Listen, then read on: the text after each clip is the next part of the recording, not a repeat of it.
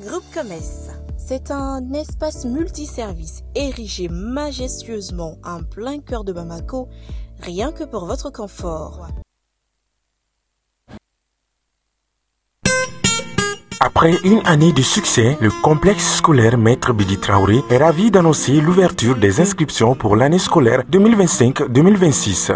La rentrée est prévue pour le lundi 29 septembre 2025.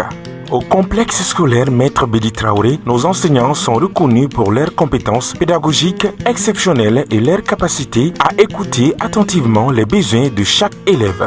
Nous nous engageons à offrir une éducation complète qui favorise la croissance physique et intellectuelle de nos élèves.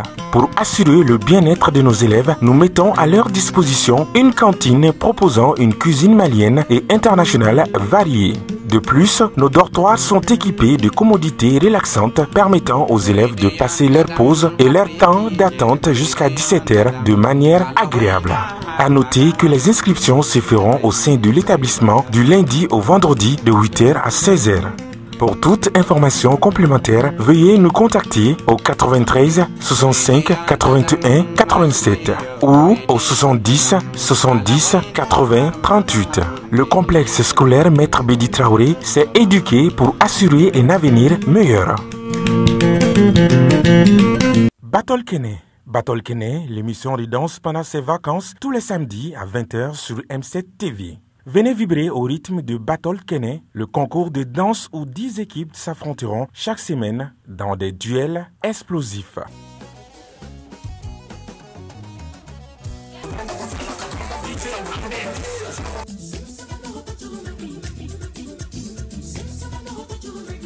Danse traditionnelle, danse moderne et le face-à-face final.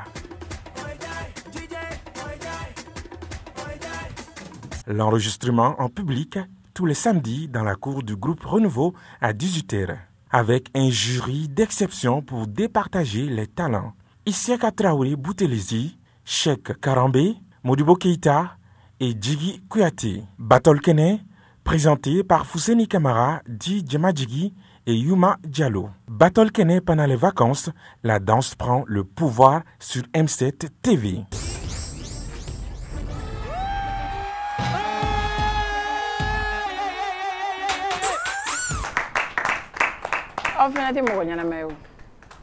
Ça va? Ok, bon, je suis toujours belle. Ouais. Merci. Ah, non, mais aujourd'hui, exception, Fanabara. Surtout l'habit là, bon, la personne qui l'a. On ne me l'a pas offert. Je l'ai acheté, oui. Eh, mais ok. Ah bon, quand ça? Ah, ok. Je l'ai acheté. Ça va? Ça va, je vais bien. Ok. Alhamdoulilah. Ta tête, on l'a offert? Ouais. D'accord. Voilà, il donne un m'a dit un biré à Mena. Tu es où, Mso? C'est un homme. D'accord. Un homme. Ah voilà, on me donne peut-être, je peux dire, je ne demande même pas. Ou bien une préférence, tu as terminé de Robin Nadia. Yeah, la préférée, Barbie. Ah bon? Ah, il faut voir. Oui, ça va. C'est bon. Et la chaîne d'où? Ouais, je dis, Nindou, on a présenté la rabbin. D'où ma chaîne? Yeah.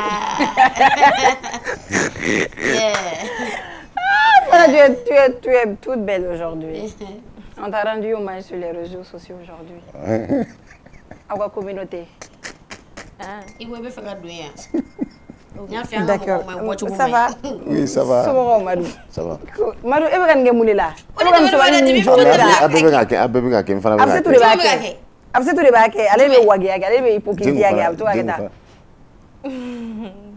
es Madou contaminé parce que les fleurs bon frère. Maintenant encore je suis en train là. Je suis en train là. Ay non nega télé ni ye ko rogene ma famille ben dabiga jerete la folo ko ami 5 minutes ke bin dabo la ko famille ngonta. Ah ibito worge Madou la. Ay be. Kuna worge Madou la kuna zinga. Kuna nyaga Madou la be fana baro ma galle daga taw. Men dabo ga jerete la folo. Oh i kana sosolier fana fere. Ni fana sosolier jota law. Ni fana kuma na wisi ba leta yo. Ah OK, d'accord. Mais 5 minutes ke kuma fana klalo kuma na me kuma wera taw. Ah kana sosolier. Fana sosolier. Ya sura ka jino de nana. Mais jino tala droit ba yere retrouver. Jo. Yo ko jira bena. Madou ni te mine. Mais Madou bo atim le conseil gele go fait Gabi. Gabi nous me prend ça fait Gabi yaya. Atuna dimina de quoi parce que Et 22 événements là, il y a Michou, Droni Michou, décès, Saga décès, faut Gabi. Gabi Dimina pour me Gabriel Toumna Walay. Mais on dirait jeu d'art artificiel Mounkene fou Gabi. Oui, Michou Boko. On dirait que Gabriel me crée fait Boutra Gabriel Top pour ça. Ouais, quand on comme na il bien et t'as mal la pour ça. Ah, moi il faut qu'on. Il n'a les de boler le nien. Voilà, je suis trop vilain, je sais ça. C'est le il est vilain. Je veux dire que Gabi est venu car toi fier ça matane. C'est que a jaré a fa a jaré. C'est que hier tika défaut donc. Quand tu me dis qu'il a terminé, donc mena quel dame. On va juger. Avec coach à juger. Et nos bolés de roquet à juger. Coach à juger. On est fan chema. Il est très charmant. Je mets Léa. Gabriel une femme moi. Léa gourou. Léa mignon hein. Léa mignon. Oui. Fana bozo. La tirancine d'ovala. Amaine. Si parce que les lèvres à nous ni fana. Bon, il veut faire d'où il va défenser ta. Il a mis. Donc les dounades de roba. Les dounades de roba. Sinon l'air est mignon fana. Si. On y a liba la fête Gabi la ignou. Fana Gabi. Parce que moi il fana go. Quand ta bana chogodi. Fana ma sala wa mo ma ika. Akadi fana. Jume. Gabi. Ne ma duna ne da glan. Wo kan ta dun. Ne be le so glan. Fana ya dun. Fana ya buru gono na nyere nyere. Ai bo ya fu ko kan ta dun quoi. Côté. Ni tara fena événement meto wa ge festival dibila. Ni tara ino iba nanji soro ino. Nanji ko ni biso go dun parce que o ta yere we. Il paraît ka kulo gari de. Suna so go ji be sama ga nanji lo. Ko le kulo gari de. Et à kulo. Et vous ga joli fana furai. Wa joli on est furai. On est lundi 23 septembre 2025. Bonsoir et bienvenue sur le Club Plaisir à nous la télé. Collège joli furai. C'est tout est à suivre de non sérieusement avec Iranga dit je te jure ni muba du par exemple tout qu'on jamana na oui les joli irani kafiri avec firiere la besan d'accord les scientifiques Ben Laden ni Ben Laden les scientifiques libi tiens to Albert Einstein Kadhafi ni Ben Laden aw kla ka ñoko bombarder aw fla n'était pressé aw ma aw te fait mu do la les jeli mi mo ba fo non wala bare ne be mo ba fo ko j'ai vu c'est fiable très fiable si ala les c'est surtout qu'on a bana juma me mo na je t'assure que bore ay ni o fo furdi mi to mais pas tout le monde ka fo ga ni mo be se ga gabi joli be buna ma di fura ga bon para chamela source c'est tout appelé fanta la mito e mambe fe ga essayer ba essayer bu wole l'émission bana mu wani muro bla nega juru sa ma bla du malala na ga mi ouais suma ngon islamé mais anti ledu il faut d'accord amta bolo ki sela madu jara aw kuru mouvementer la kunu jara ko jugu mulu te barza fe ne la iro réaliser wu sigre do doro ballon d'or ga di to concentrer le ballon d'or ga ou concentrer la mini yamalka muna parce que ak mi fa ballon d'or détourner de cadre la mini o mane be ballon d'or famille beta ta re bulu gali atama ane la glan e mo musoroni yare joli afu ga nyefi quelle déception ane be ballon d'or glan anta glan mais nous ni messi ata ko ni ma yira ka fo ballon d'or il a amené toute sa famille là-bas et non la mini yamal yere ma nominé ka est-ce qu'il savait on est toujours informé en avance les lauréats est toujours la mine n'a rien prouvé oui. Mais si tu as vu Messi ka photo webo ballon d'or événement là il est dans les salons à salon on a une photo webo c'est 6 ballons posés sur sa table. Cristiano Fana. Oui, la même chose. On fait toujours les shootings avant les jours J. Donc il a gagné à Djarabey, Ousmane Dabili, on s'y attendait vraiment en tant qu'Africain, Malien et les deux à Colombie Bayano. Dans les Maliens il est truc. Ouais, dans les Maliens. Sarakole. Colombie batere Kenyoroba. Igogo kaso yero mo kadije. Oh yéné. Mais Colombie ba ko damele boray damele na ba c'était vraiment c'était ça faisait grrr au cœur quoi tu vois. Après moi la partie que j'ai aimée c'est quand il a rendu hommage à son ami à son meilleur ami qu'il a connu depuis 4-5 ans. Neta il est joueur badé neta c'est très rare de retrouver ça. Allez kashila kamele goro tellement amitié est fou bora depuis 4-5 ans coucou be nyondon il a même décidé parce que on dirait il aimait jouer au foot aussi mais Dambélé avancé comme autant là quoi. Donc il a décidé de suivre son frère. Dambélé chaque décision il prenait avec lui. Il va Dambélé entraînement na don la vidéo do vidéo koro ou avec Dambélé taguiner ba faut qu'on aille samedi à gauche là et tout. On va regarder la petite vidéo avec Foufous. On a une vidéo? D'accord, chérie. Merci beaucoup. Allez, Omar Tekele Madou. Il faut même on y a mata fene quoi. Donc il a rendu hommage à son ami Akashira Selek Salgona Kashira ana bago ko ballon d'or ngon kabina takama yoro bela jela. Ku betana Sénégal kabina Afrique tour begani ballon d'or. Ne farafi ko commentaire ko ku betabe kare mono doro ko fulu.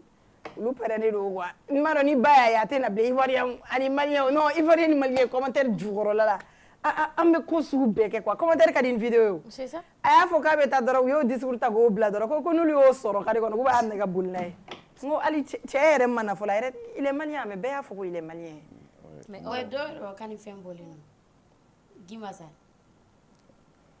Dima u y'a fɔ ko Apip Dambélé den don mais a fɔ k'a den don mɔgɔw ko ta mɔgɔw yɛrɛ y'o de fɔ k'a den don ne m'o mɛn ne kɔni y'a mɛn bon an y'o mɛn. D'accord. Ni an bɔra o bɔlɔlɔ kisɛ la an bɛ taa coupe du monde an bɛ to coupe du monde na. I b'a dɔn n'an ka fɛn fitinin dɔ fɔ son ami concernant son ami moi c'est le yɔrɔ min fana ne touché c'est là-bas. Si c'est que c'est dans les moments difficiles que tu connais c'est vrai i b'i teri yɛrɛ yɛrɛ dɔn quoi. Quand tu es dans les il a souffert hein.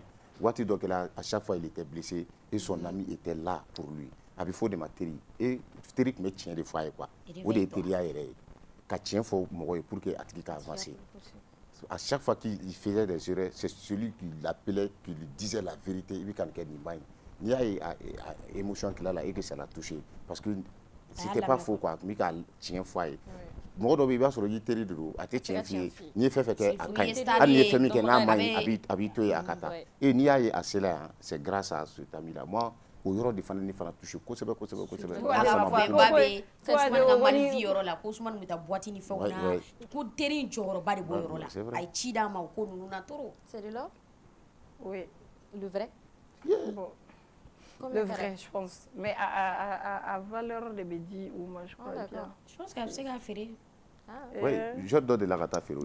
Un anglais là, c'était un ivrogne. Avec mes ivrognes, il allait glommer faut qu'à ballon d'or à j'ai oublié son nom, c'était un anglais. D'accord. Un RFI trophée kunda.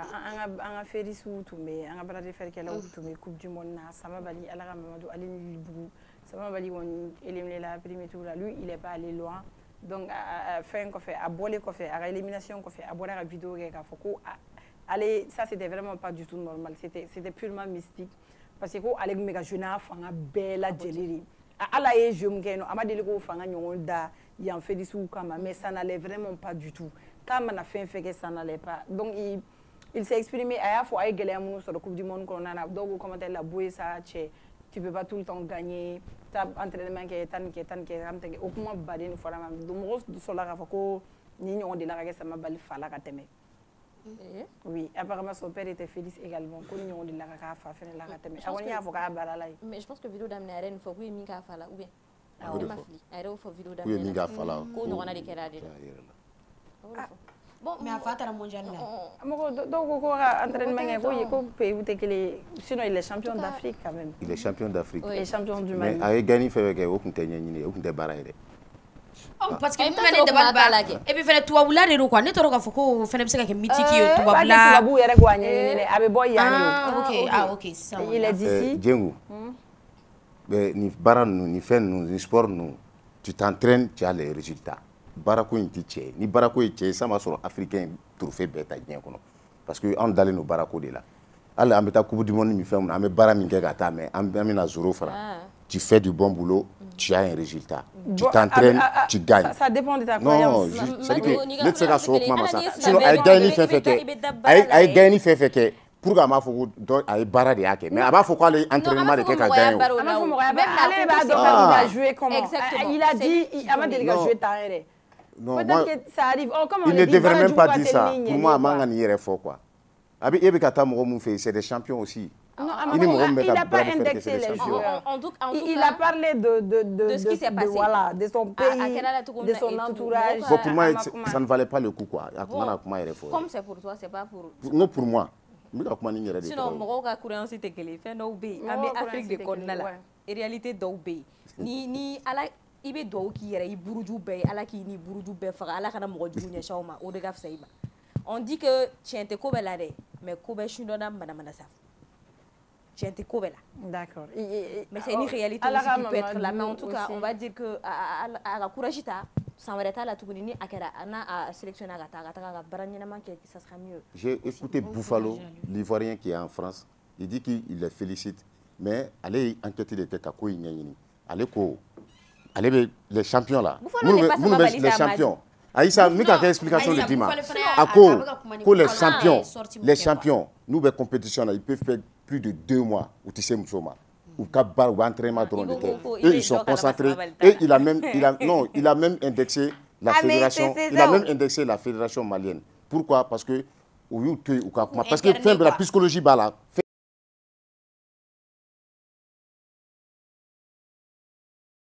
Au bas de bas et il a une explication. Moi, j'étais d'accord avec lui. J'étais d'accord avec lui. C'était flagrant. Ça, c'était bel et bien réel. Et puis, Ali Absalom Bali, il paraît qu'il il était à quand faire un coup de main. Il va revenir tout ça, ça compte. Ali y a un arbitre là, un regard morota foi avec c'est vrai, mais il y a pour faut dire qu'on nous talent internationalement qu'on va disqualifier. Le gars il a dit ici, mais il y a les deux. On laisse passer parce que il y a en cas corruption de en faire. Mais il talent toi là, il veut régler les deux, régler les faire belle là. Avant qu'on allez faire coup de départ et regarder follow OK. Ni te poste nyana mana be fini na bi bi la poste nyana mana so ka flenfier. Si tu n'arrives pas à tenir tu quittes. C'est des règlements de balle. Il a lui, je pense que heureusement bon aller à côté la cause mais il défait tout sinon il a faut on a reçu Sibiri Ouki aller Koutako anga mogobe ko nous tala bras de faire la extérieur la coube disqualifié. Quelqu'un l'a dit ici, j'ai oublié une taro mogo mindero. Parce que ko ya anga mogobe erreur doké arbitre bu ñetiaka. Mais nous tala extérieur là. C'est le cas. Il est mis faux qu'à voilà. Non, je pense que régler des balles là. Quand tu as comme Bolantana, si tu fais une faute, on te donne un carton. Tu fais une deuxième faute, on te donne un carton rouge. Je pense qu'il régler des balles là. Ni m'a réglé respecté. Il n'a pas été éliminé à cause de ça par faute. Non. Non, ça va aller côté. Il me John Ford. Allah Kamama. Non, Namara Kera allez là. Au comme il Namara Kera là, on est comme on régler balle là. Allez ta régler terre. On règle la communication. Après il y a eu un communiqué qui a beaucoup vol Kera à la effectivement. Parce que presque nous ne pouvons faire un fin.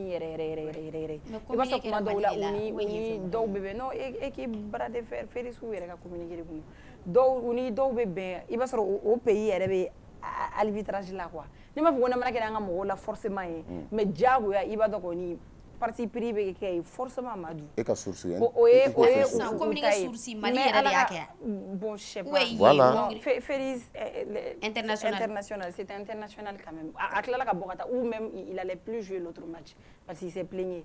Donc ailleurs c'était flagrant, tout le monde l'a souligné dans les commentaires. Mais au Bella, il a été 5e mondial en bras gauche là et 4e mondial bras droite là. Donc Lili Bougou allait faire 4e Kounou. Ouais, Kounou na Chine allait faire 4e bras droit là. Mais on n'était pas les seuls Africains, les Béninois ont remporté un trophée. Béninois au lieu de faire un trophée dans ça. Namara Keloula. Pour la Namara Makoula. Madou, pas forcément. Mais là, quand vous dites c'est des Africains, Béninois on a un trophée. Pour la Namara Makoula. Si nous aussi ils subissent ça, ils vont s'exprimer. Oui, mais à quand Namara de Farafuna. C'est ce qu'on dit. C'est sport qu'on dit, tu t'entraînes, tu as un résultat. Sport BOI. Amener entraîner l'équipe nationale. D'accord. Parce que j'ai pas dit qu'on a marqué là, mais il n'a pas prononcé un mot. Mais allez. Mais il n'a pas parlé. Amali kuma kelen fo. Ko fe mo de kala ka boka fo parce que c'est qui kara ka match doka. Après, où t'as la gente, on y va, on y va, vous faites, mais où t'as l'arbitre où ils ont consulté. À chaque fois quand il est prêt, c'était vérifié, c'est fiable. On a des bons joueurs. Les joueurs nous caillent. Et puis, bête est 4e mondial. C'est leur première fois. C'est leur toute première fois en compétition, Coupe du Monde. Lille c'était sa première fois. Ça m'a dit c'était sa première fois. Alors, il a commencé quand? Encore non. C'est l'Euragie de Koumeta tout le temps. Lui, quand même, il ne s'est jamais plaigné. Ama delika fo me ba so ni keru la zeni jagwari do wa fo fene an fa so de woni c'est ça ne we bi yere ga Vandam ko Vandam ko tew ay bara de ke ni bara ke be station ne le fo et à vous jouer là félicitations on est félicitations très à fiers de vous mais un très mal comme ça 4e mondial 5e mondial ça c'est une fierté pour le Mali on est ivoirien là en tout cas ni en bora ils ont un cri de cœur qui est une belle dame elle est belle elle est mignonne. Elle a la tête sur les épaules. C'est une femme, une bonne. Elle est mariable, je dirais. Donc, allez, on peut faire que Arabana de Moussouflanaï. Et moi, il coup de foudre et à son. Donc, avec Arabana Moussouflanaï. On va Arabana Arafou concert au balade à la DJ Arabana Wallet. Balade quoi Arabana comme Gera. Tu es un peu. N'est-ce pas les lèvres? Il va vous donner un doigt. Quand DJ tient là quoi. Il va me courir la Arabana de Arabana bla.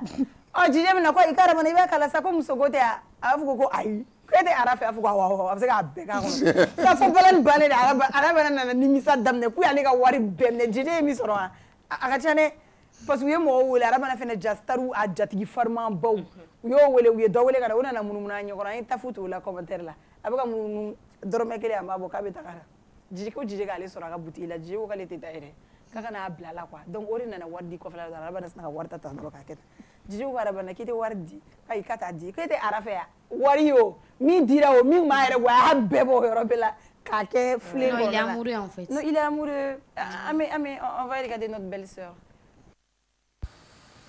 aywa ere nouveau mo ay ne de invité ko aka jarabe ne de kuna donc ere nouveau mo na utulo benkana aya afrika ta TikTok fambe kono ko ku ka ngana wele ngana fana kata kuma Arabana ko ina ere nouveau là parce que faut que ngana fana ke flana de ou bien voilà faut ngana ka ke flana de ngana ko ko aramatu ko mabe amare mama aramatu ko ay aramatu fana ine de ni fana ine de yara ko ka gele de ame ngana ko ka mabe alema aramatu ine de ya fulu na ni fana be fulu mais mama problème be romina quoi ibara mi kadne ngana lame ban mi kadne mama ere nouveau mo ka Arabana wele ou bien chornon jayi oluka Arabana wele ka ngana wele problème be romna Arabana erete ngana do atado ne de balle bano ngana be Arabana do ntado ele debe kaylo oh mama adle tu be kelela ko muna ko Arabana aramatu ta kale toyi aywa fana nya be Arabana ni lade ni ko ni nya be Arabana ni lade bon ni tien se ga do fu ngana nyeni Arabana nyeni Arabana ni ngana ka ta sigi television kono ukatuma ayini ko kadaya ko kadiya ni shobe anini mba befe solo no television oh mais ngana nyana nga se somao ko ni eni Arabana la sigira kene kelenka o aka kuma fali ko kadiya akadi ne leo o kadi tototelo ebe fe ori kake mais ngana isi nyeni Arabana ni c'est qu'il faut ronake c'est pas il a pas la future à travailler c'est ça elle va à tout connaître si pas extrêmement indépendant la main si pas avec Brukuna c'est pas Jafar Abiza c'est pas un ici c'est pas ici ou c'est pas chez nous si pas le travail à tout connaître c'est pas Jean Barlou si pas le travail il a ta future Brigitte Macron, elle s'exprime très bien en français. Ça déjà, c'est du bon, c'est bien. Donc je pense que ni Arabana ni Sorogada, Araka, au moins ils vont se compléter. Elle déjà, elle s'exprime très bien. On dirait Kalamba ou Baraba, elle a la tête sur les épaules. Elle est très belle, machallah, c'est tout. Non, elle est belle. Elle est belle, mais Arabe d'or, elle a choisi quoi. Mais c'est Arabana, parce que Arabana pour la fourche, c'est Arama. N'a pas de bourrani keleke. Mais déjà, il est zorané. Elle est au calme de l'Arabana. Elle est au Niamé Arabana, Arafour, elle est fait on est la chance de faire des séquences. Exactement. Mais invitez d'abord le bilou, il sera peut-être intéressant. Comme Allega Moussogo, elle est donc.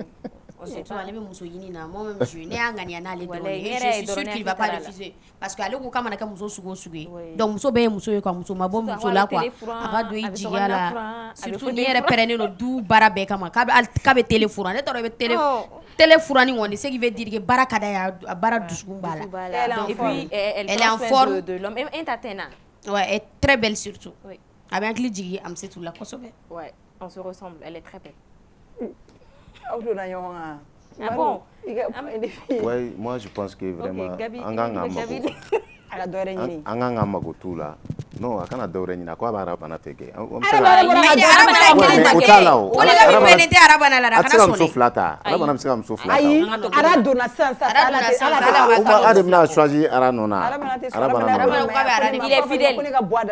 Kate ne fɛ ka bara kelen fɛ diɲɛ kɔnɔ ko ne tɛ kate mɔgɔ si fɛ n'ala tɛ. Oh mais avec ça ka arabana bɛ ta ka kɛ filanan ye. Ayi. Et moi j'ai beaucoup aimé parce que nous mako bɛ anw na vraiment an ka hakili t'u la eux aussi vraiment joie de vivre ka k'u la an ka mako d'u la. O fana bɛ furu mériter en fait. O fana bɛ furu mériter. Ouais, d'accord, forcément. Merci beaucoup. Moi j'ai beaucoup aimé. Allah ka furu do a garzigɛ la yarabi ani amso ale alsilamɛmuso bɛɛ lajɛlen bɛɛ ka lalimisani juru bɛ ala la. Moi je suis sûre que ni tɛ mɛn kɛnɛ ma bilen yɛrɛ. Parce que a ɲɔgɔnna dɔ fana bɔra kumaba in ale fana bɔra.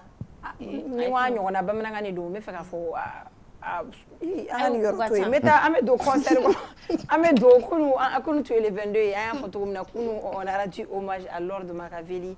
Et les Crips ont répondu à l'appel, ils ont répondu à Zou, c'était vraiment émouvant. Fifi, il n'y a pas de parti, mais c'est quand son frère sang est monté sur scène, il va falloir l'ordre, même geste, même démarche. Il va falloir que je fasse ce ou jolé quand ni l'orga donc la ou to couler la fin bekere mais cheni na oubega la jedroni bedj ou jolé ou wala on dirait lui en réalité on peut avoir la vidéo.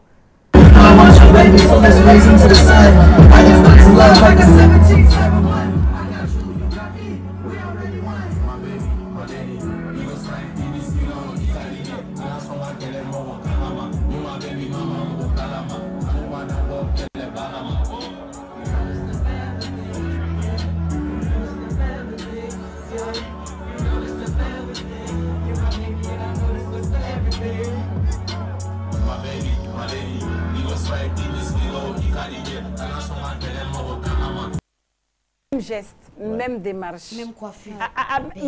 Fanou, où on était à kumari quoi. Et ses parents étaient là, à Fana Bangoudjere, où on dirait où il y avait Abdoulaye là sur scène en réalité. Et moi-même, j'ai né refait dans mes publics là, plus de petits de coulées là, que Wallahi couleur nana. Wallahi. Parce qu'il y a une tenue exactement. Je pense la même tenue à un concert de la. Ana Doroni sera Kenegan Dorani, Mokuli, la Ouga, Correcto, Chou Kashiga. C'est la partie qui m'a Kashila. Donc, oui, passation fait un drapeau d'Ira Milinoma. Donc, il est le nouveau président de Zoulan. A présenté à Arafan, parce que l'autre numéro des fois, il a été domné, c'est son frère, c'est son ami intime, et puis il dans la fenêtre. Il a pressé à l'ordre du génie, il y avait Yagoubi, il y avait les Biphénix, il y avait les Sergei, on a tout le monde. Mais Ishatou, mais Animis, MD, aller voyager dans l'ordre du Kama, il y a rappeur Chama, Adjara et Afara Fenebom. Tu vas forcément voir des gens dans les commentaires où Kafoko. Ou bien tout Malien on est tout le temps insatisfait en réalité, sinon il a fait les plans à guichet fermé après Zoumira et Kachila ouais poto tala ay poto ama poto ta kabugu dona amata cinquantenaire là en tout cas ala kanina la ka d'ailleurs on a même vu dans les commentaires donc koni antara ko utara ni concert mike nous tara dimisi la ubegata waju. Moi je suis sûre que la famille est misiri yoro donc misiri bu kéré boyoro do be couronné nafa do ube bismillah il faut ka uba be donc comme o munu ko ka ta ke misiri ko ay do ke doro na vidéo ibi si de te do te bio ibe do ka na sleme shuba ya bana mais mo bu ka fena au fena be au yere ke Moïse ga béré ambulu ka so u jogo mai au be fait bege tout ce qui est interdit au ba ke mais si ça ko cheni mega o majibe ga rendu ay ko il fallait partir à la mosquée.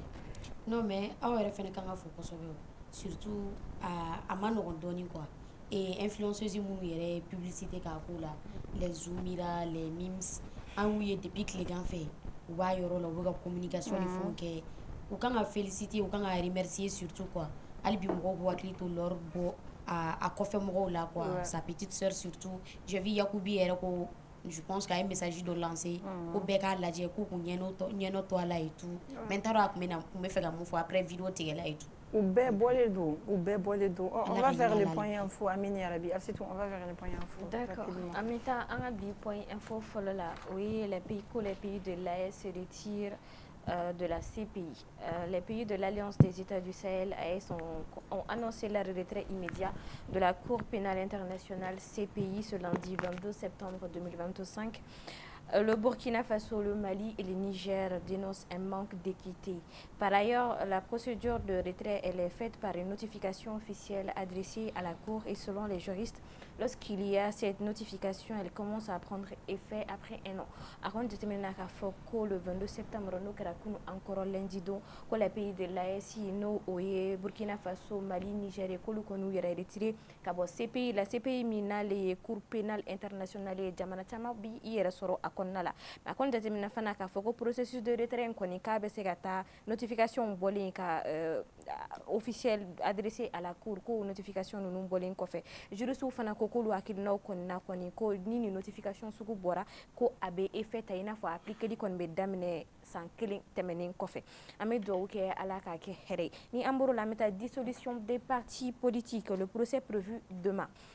Le procès pour l'annulation de la dissolution des partis politiques est prévu demain mercredi 24 septembre 2025 au tribunal de grande instance de la commune 6 du district de Bamako à partir de 9h.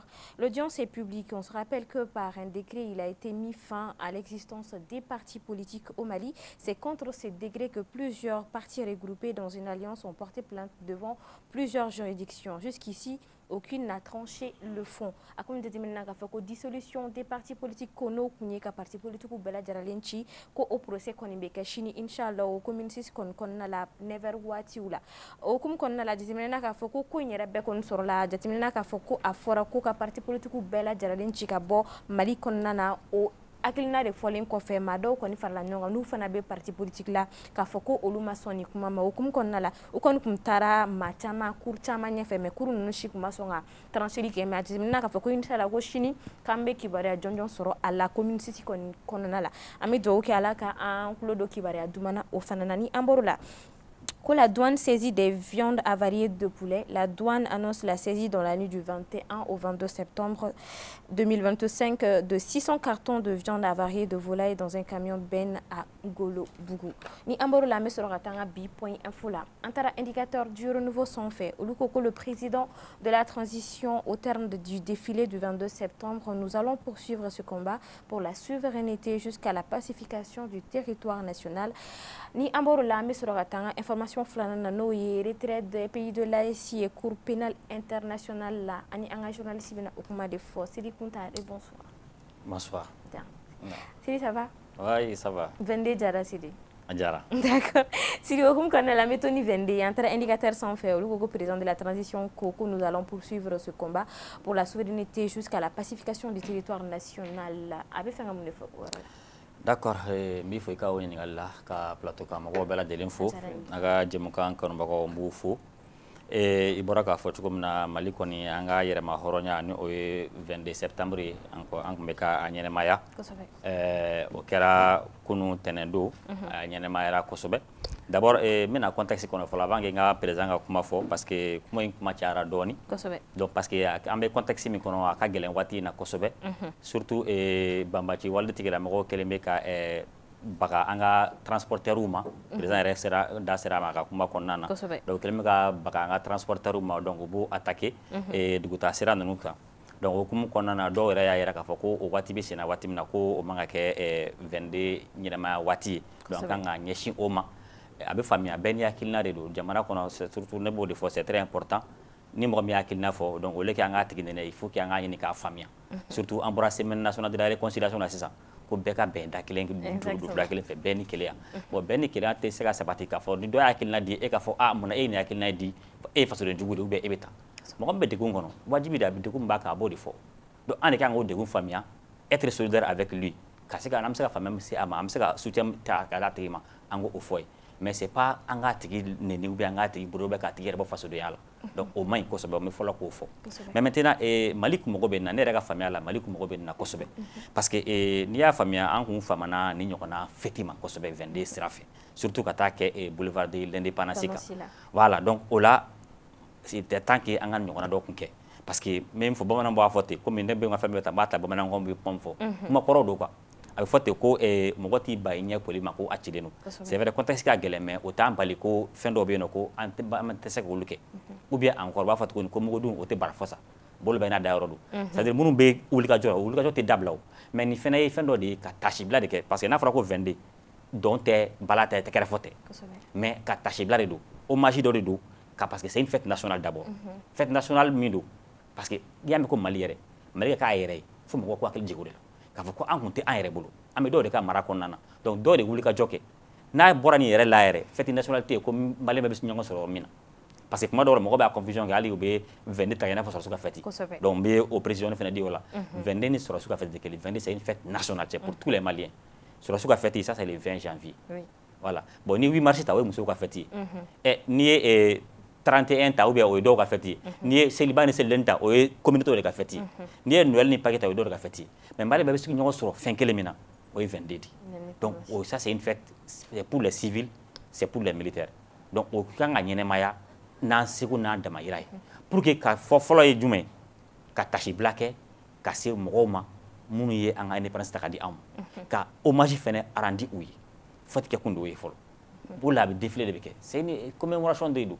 mais dunu tɛ bala tɛ foyi tɛ donc commémoration min do ka tasibila kɛ kɛrɛnkɛrɛnnenya la les pères de l'indépendance minnu wulila k'u jɔ k'a fɔ ko fo Mali ka bɔ sudanya la ka kɛ Mali ye donc olu ye kɛlɛ min kɛ k'o kɛlɛ waleɲuman dɔn o kɔfɛ tuguni an ye baara min kɛ yɛrɛta kɔfɛ ka se ka olu baara dɔw yira mɔgɔw la un peu objectif de filɛ nin ne yɛrɛ ka faamuya objectif de y'o ye et objectif fɔlɔ min b'a kɔnɔna na tuguni défilé min bɛ kɛ objectif ye jumɛn c'est un signal do ka ɲɛsin fɛn damadɔ ma fɔlɔ ye jumɛn ye jamana wɛrɛw ka yira k'a fɔ ko Mali an jɔlen don an sen kan an ka armée b'an bolo an jɔlen don an sen kan parce que an bɛ bi na diɲɛ kɔnɔ kɛlɛ ka nɔgɔn sisan kɛlɛ tɛ kɛ bilen pourquoi démonstration de bɛ kɛ pour que k'a dɔn force b'i la pour que jamana wɛrɛ kana a bɛ minnu kɔnɔ ka b'i kan u kana na b'i kan donc c'est pour cela que mɔgɔw bɛ démonstration de kɛ très généralement donc c'est un signal pour les autres pays filanan ye jumɛn c'est un signal aussi pour les partenaires minnu bɛ fɛ ka na investissement kɛ an ka jamana kɔnɔ u k'a dɔn k'a fɔ an fana labɛnnen don hali ni mɔgɔ nana an bɛ se k'a tigi défend donc a bɛ investisseurs fana wele k'u ɲɛsin an ka jamana ma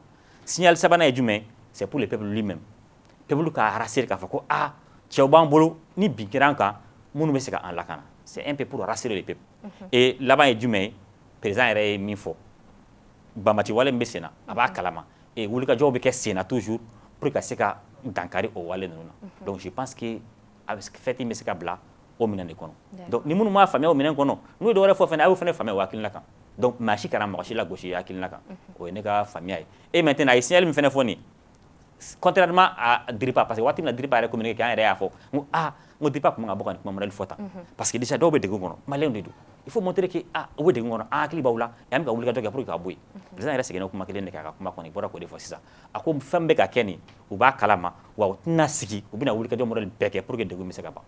D'accord. Faites contexte sifflé. D'accord. Voilà. Mais est-ce qu'on peut dire que l'unité nationale est toujours présente chez les Maliens? Est-ce qu'on peut fois? Bon, ni y'o fɔ ko unité nationale ko a bɛ Maliens ɲɔgɔn cɛ bi bi in na a ka gɛlɛn dɛ. N y'o de fɔ n ko farafarali bɛ yen kosɛbɛ dɔwɛrɛ tɛ ɲɔgɔn lagosi de cayara kojugu. O de kɛ an ka ɲɔgɔn lamɛn an tɛ ɲɔgɔn lamɛn ni e y'i ta fɔ dɔrɔn dɔ bɛ bɔ tuguni dɔrɔn k'a fɔ pour que e ye nin fɔ e ye fasoden jugu ye. Bon k'an to o farafarali la nin unité ka gɛlɛn. Mais nin kɔni kɛra journée kelen au moins communion ka se ka kɛ quoi. Mais hali o communion sen fɛ an y'a ye dɔw ye farafarali kɛ a sen fɛ o.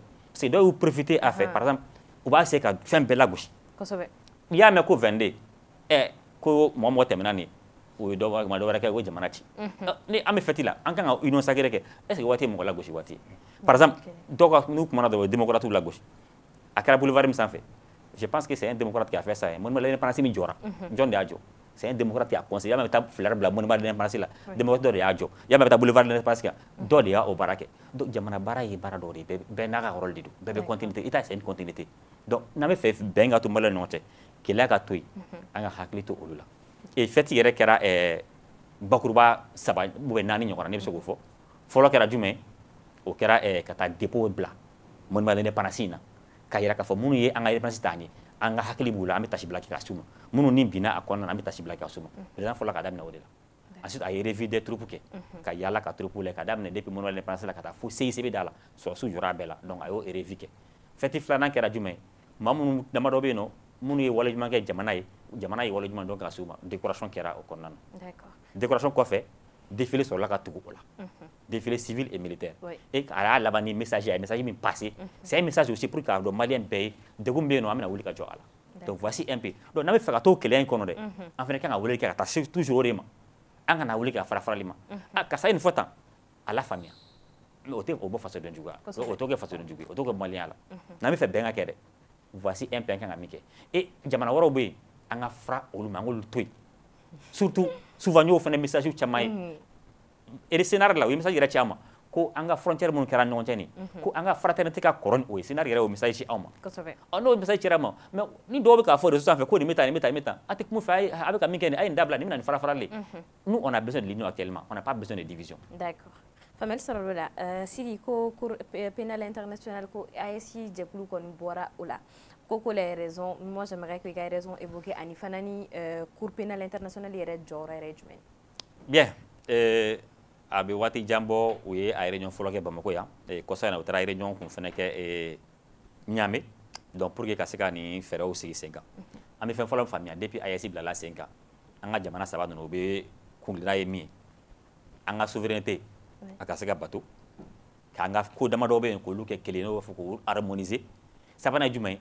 Tonton ko anga nyama ko yajite ka foko anga yere ma horonya ko odono do bogala o tonko nana o yajite ko yere sama ka boko tona to depuis ayese kere rambo de konna c'est l'exemple avec G5 Sahel Mali Bora là et jamana to Bora kono c'est l'exemple avec la CEDEAO c'est l'exemple peut-être avec l'IEMOA au kono ko be sena folo mais entado amina bo antena bo et c'est l'exemple aussi avec la CPI donc amboro fene konna parce que ni tonko no option flabe bolo folo du mai ni adu ka itka yere ma khona taka batu tonko nana ibsa keleke on dit que le respect là ça s'impose oui ibsa keleke pour que respect ka na imposé oui follow ou naija ni ya respect ka na ibsa kata donc on a fait un mo au choix flanta bon je ne sais pas pourquoi ils ont préféré de partir que de imposer le respect au lieu de se justifier ni se justifier mais au boli kun quand il faut CPI kan na fora CPI yɛrɛ CPI ye diɲɛ tɔnba de ye min sigira sen kan pour que kiri dɔw bɛ yen nɔ kiri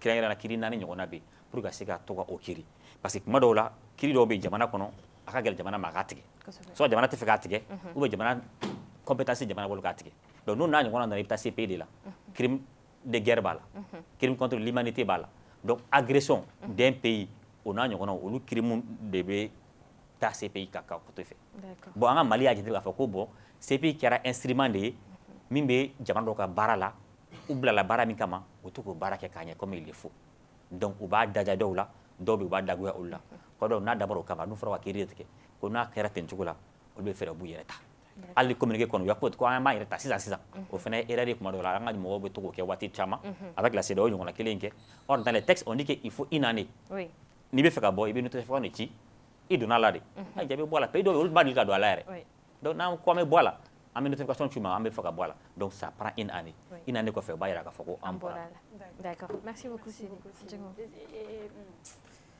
Fous, on fait un tour de commerce. Groupe Commerce, c'est un espace multiservice érigé majestueusement en plein cœur de Bamako, rien que pour votre confort. Style, qualité et commodité, c'est bien le Groupe Commerce. Et oui, au Groupe Commerce, vous trouverez pour votre intérieur des fauteuils ultra modernes, des chambres complètes, des cuisines complètes, des tapis, des carrelages qui répondent aux normes standards et des sanitaires qui sont dans l'air du temps. Le Groupe Commerce est une batterie d'hommes et de femmes avec à sa tête Abdoulaye El Hadji Maïga qui pense qu'en plus de vos demeures, vos lieux de travail doivent aussi refléter la qualité et le design. C'est pourquoi tout l'immobilier de vos bureaux, absolument tout se trouve chez nous. Vous pensez avoir tout entendu? Tech Transformator, ça vous parle? Eh bien, le Groupe Commerce est le seul représentant de cette grande marque au Mali. Grâce à Commerce, le Mali respire, l'Italie, l'Espagne et la Turquie, car tous nos meubles et nos carreaux viennent de ces 3 pays. Je n'en dis pas plus.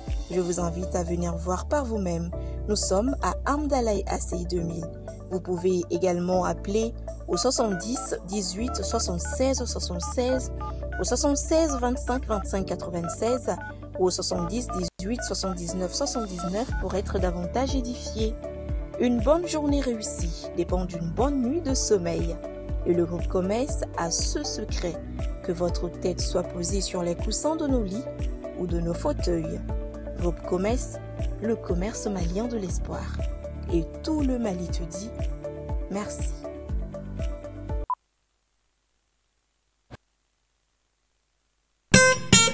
Après une année de succès, le complexe scolaire Maître Bidi Traoré est ravi d'annoncer l'ouverture des inscriptions pour l'année scolaire 2025-2026. La rentrée est prévue pour le lundi 29 septembre 2025. Au complexe scolaire Maître Bidi Traoré, nos enseignants sont reconnus pour leurs compétences pédagogiques exceptionnelles et leur capacité à écouter attentivement les besoins de chaque élève. Nous nous engageons à offrir une éducation complète qui favorise la croissance physique et intellectuelle de nos élèves. Pour assurer le bien-être de nos élèves, nous mettons à leur disposition une cantine proposant une cuisine malienne et internationale variée. De plus, nos dortoirs sont équipés de commodités relaxantes permettant aux élèves de passer leur pause et leur temps d'attente jusqu'à 17 h de manière agréable. À noter que les inscriptions se feront au sein de l'établissement du lundi au vendredi de 8 h à 16 h. Pour toute information complémentaire, veuillez nous contacter au 93 65 81 87 ou au 70 70 80 38. Le complexe scolaire Maître Bidi Traoré s'est éduqué pour assurer un avenir meilleur. Battle Kene. Battle Kene, l'émission de danse pendant ses vacances tous les samedis à 20 h sur M7 TV. Venez vibrer au rythme de Battle Kene, le concours de danse où 10 équipes s'affronteront chaque semaine dans des duels explosifs.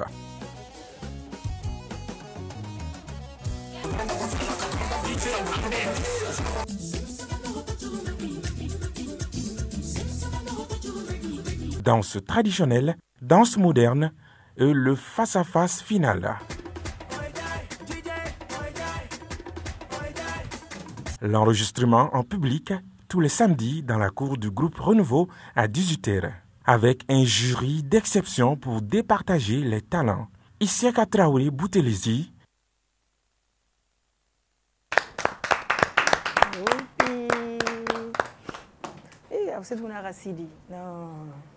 Sidi me fa muru ki da histoire de fois quoi. Ana ka bana ko.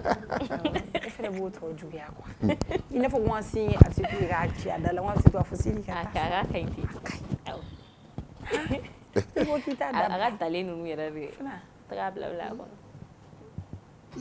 Qui a D'accord. On est de retour pour la deuxième partie de cette émission. On ne va pas chanter d'abord, on ne va pas danser, on ne va pas... Un fois, il va inviter dans mon boulot, à même Sonina. Mais moi, je suis sûre qu'il va amener quelqu'un à la maison aujourd'hui. Bon, pas il va trouver quelqu'un. Ça, c'est très, très sûr. Parce qu'en fait, il va faire un choix. Là, il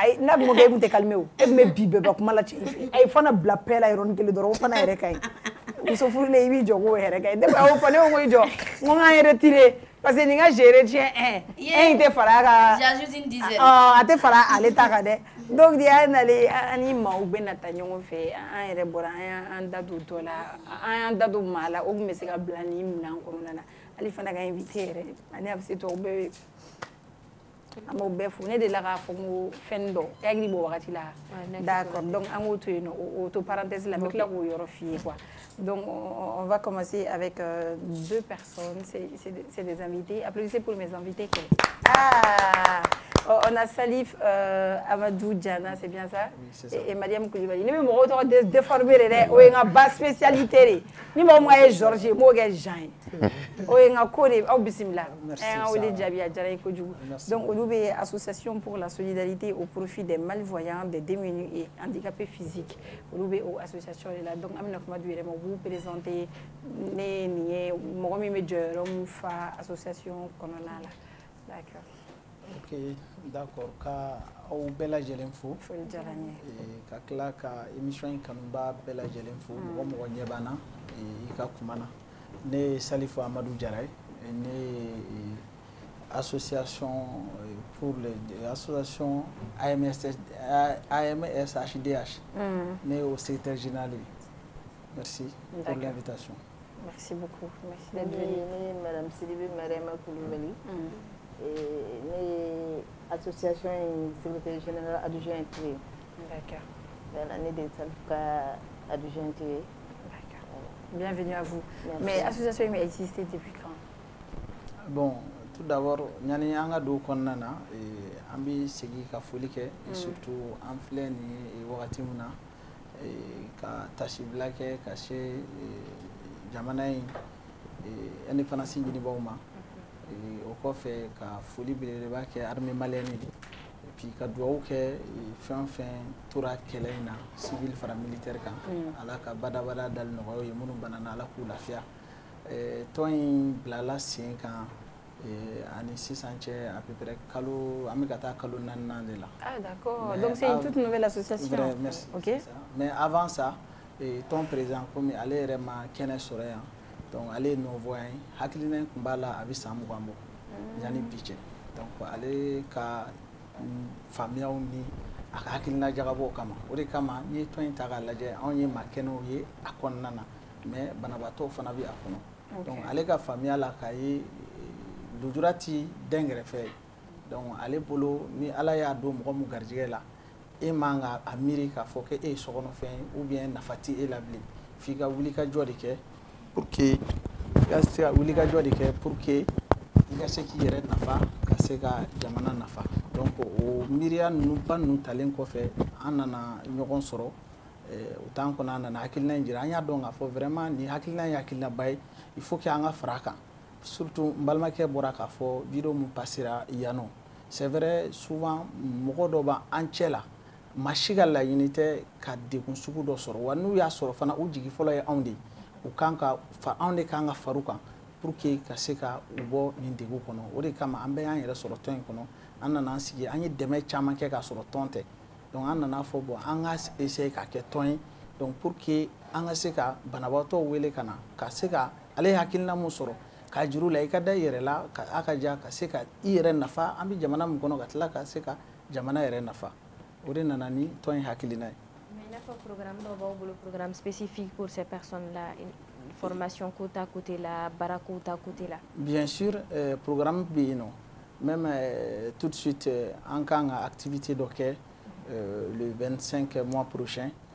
Donc au COFE, on a initié aussi ka hakilina yɛrɛ dɔ bila sur place. C'est vrai, ton dɔ bɛ yen nɔ minnu cɛsirila anw ye et puis minnu ye baaraba kɛ ka kalanyɔrɔw dayɛlɛ ka d'u ma parce que an y'a ye bi diɲɛlatigɛ in na ni mɔgɔ ma kalan c'est-à-dire i ka taga ɲɛ a ma nɔgɔn donc on a initié ka essayer k'a fɔ ni ala sɔnna n'ala y'an fanga se an bɛ fɛ ka kalanyɔrɔw dɔ dayɛlɛ les handicapés surtout les malvoyants et les non-voyants aussi. Ok, mais donc, avant ça, au sein de l'association, qu'est-ce que vous faites précisément?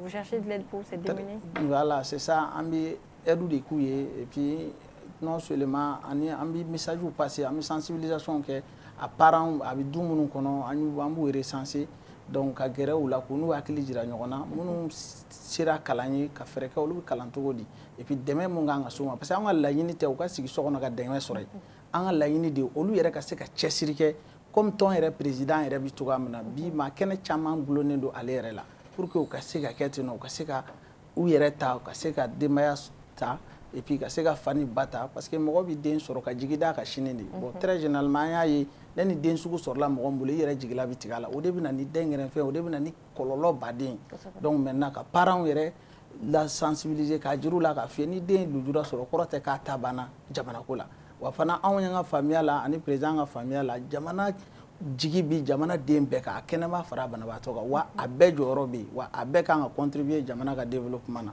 donc an bɛ o baara ninnu de kɛ kosɛbɛ. Vas-y. Moi, je voudrais adresser ma question à Mariam. Okay. Et Mariam, comme hier, l'association président est non-voyants. Mais à qu'est-ce qui vous a poussé vraiment qu'à donner Nicolas et que le président est soutenu?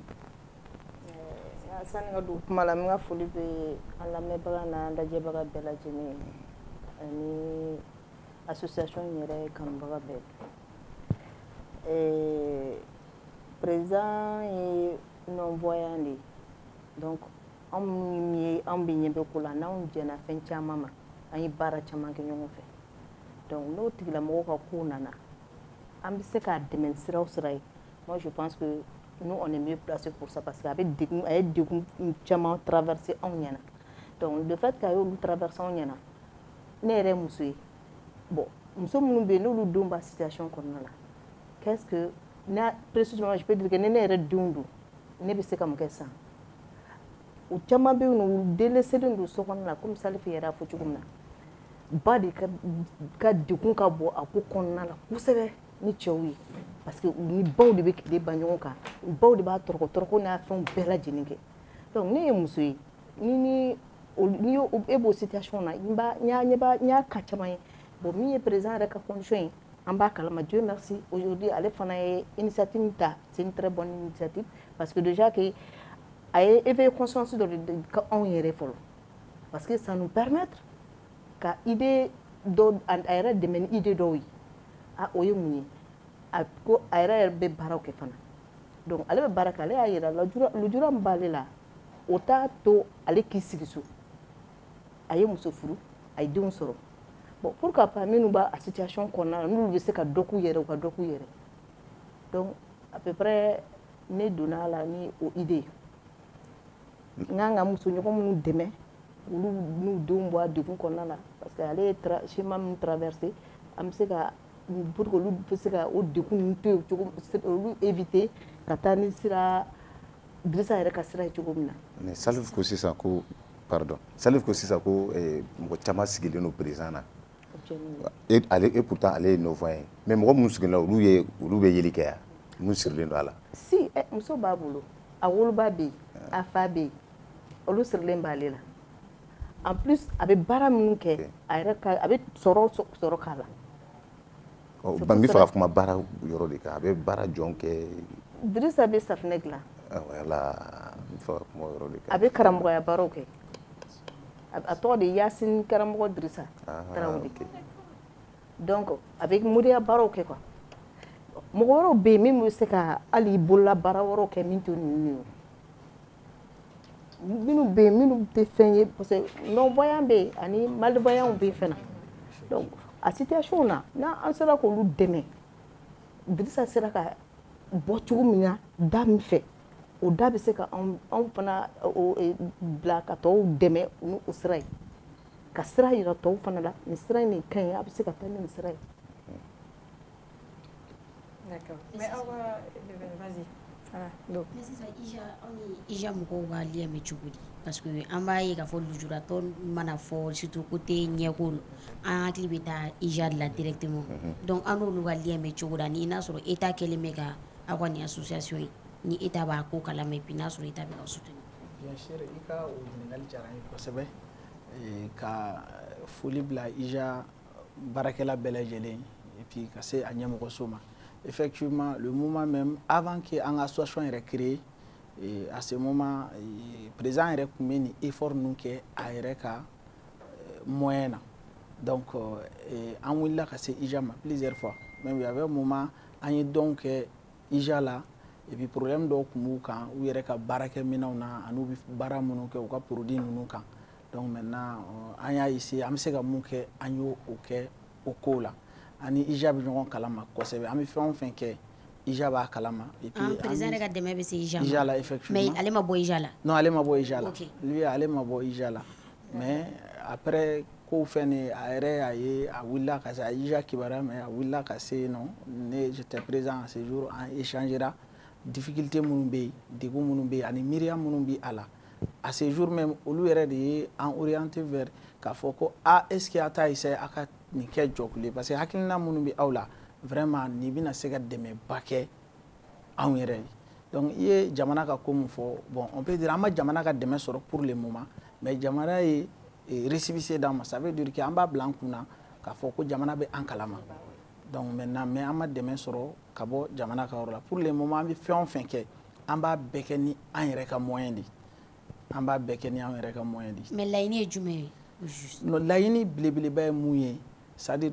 lujuratɔ kana kɛ bolo kɔfɛ fɛn lui le président même ni hakilina bɔra ale la ale y'a ye k'a fɔ ale yɛrɛ ye degunba sɔrɔ a la même dans la famille ka taa parce que ale sigira k'a ye k'a fɔ lujura tɛ maa si kɛ delikɛla ye bon ale ka faamuya la lujura ye hakili de ye donc maintenant dusukolondanya de bɛ se ka mɔgɔ kɛ sokɔnɔfɛn ye donc o de kama ale ko bon ni ale kelen tɛ se ka lujuratɔ bɛɛ dɛmɛ mais an bɛ se ka dɛmɛ belebeleba dɛmɛ tɛ nafolo ye dɛmɛ ye hakili de ye ale y'a faamuya k'a fɔ est ce que ni ne ye n cɛsiri an kan ka se ka fɛn dɔ kɛ pour que ka se ka ne yɛrɛ ka se ka bɔ nɔgɔ la ka denbaya fɔnde comme madame y'a fɔ muso b'a bolo den b'a bolo a bangebaaw b'a ka charge la voilà donc maintenant jɛɲɔgɔn wɛrɛw ni baarakɛla wɛrɛw bi a bolo parce que a yɛrɛ sera ka petite entreprise dɔ créer mɔgɔw bi baara kɛ o kɔnɔna na donc maintenant ale ko bɔ o miiriya in kana dan ale kelen na maintenant ale bolo an ka nin message in an ka gɛrɛ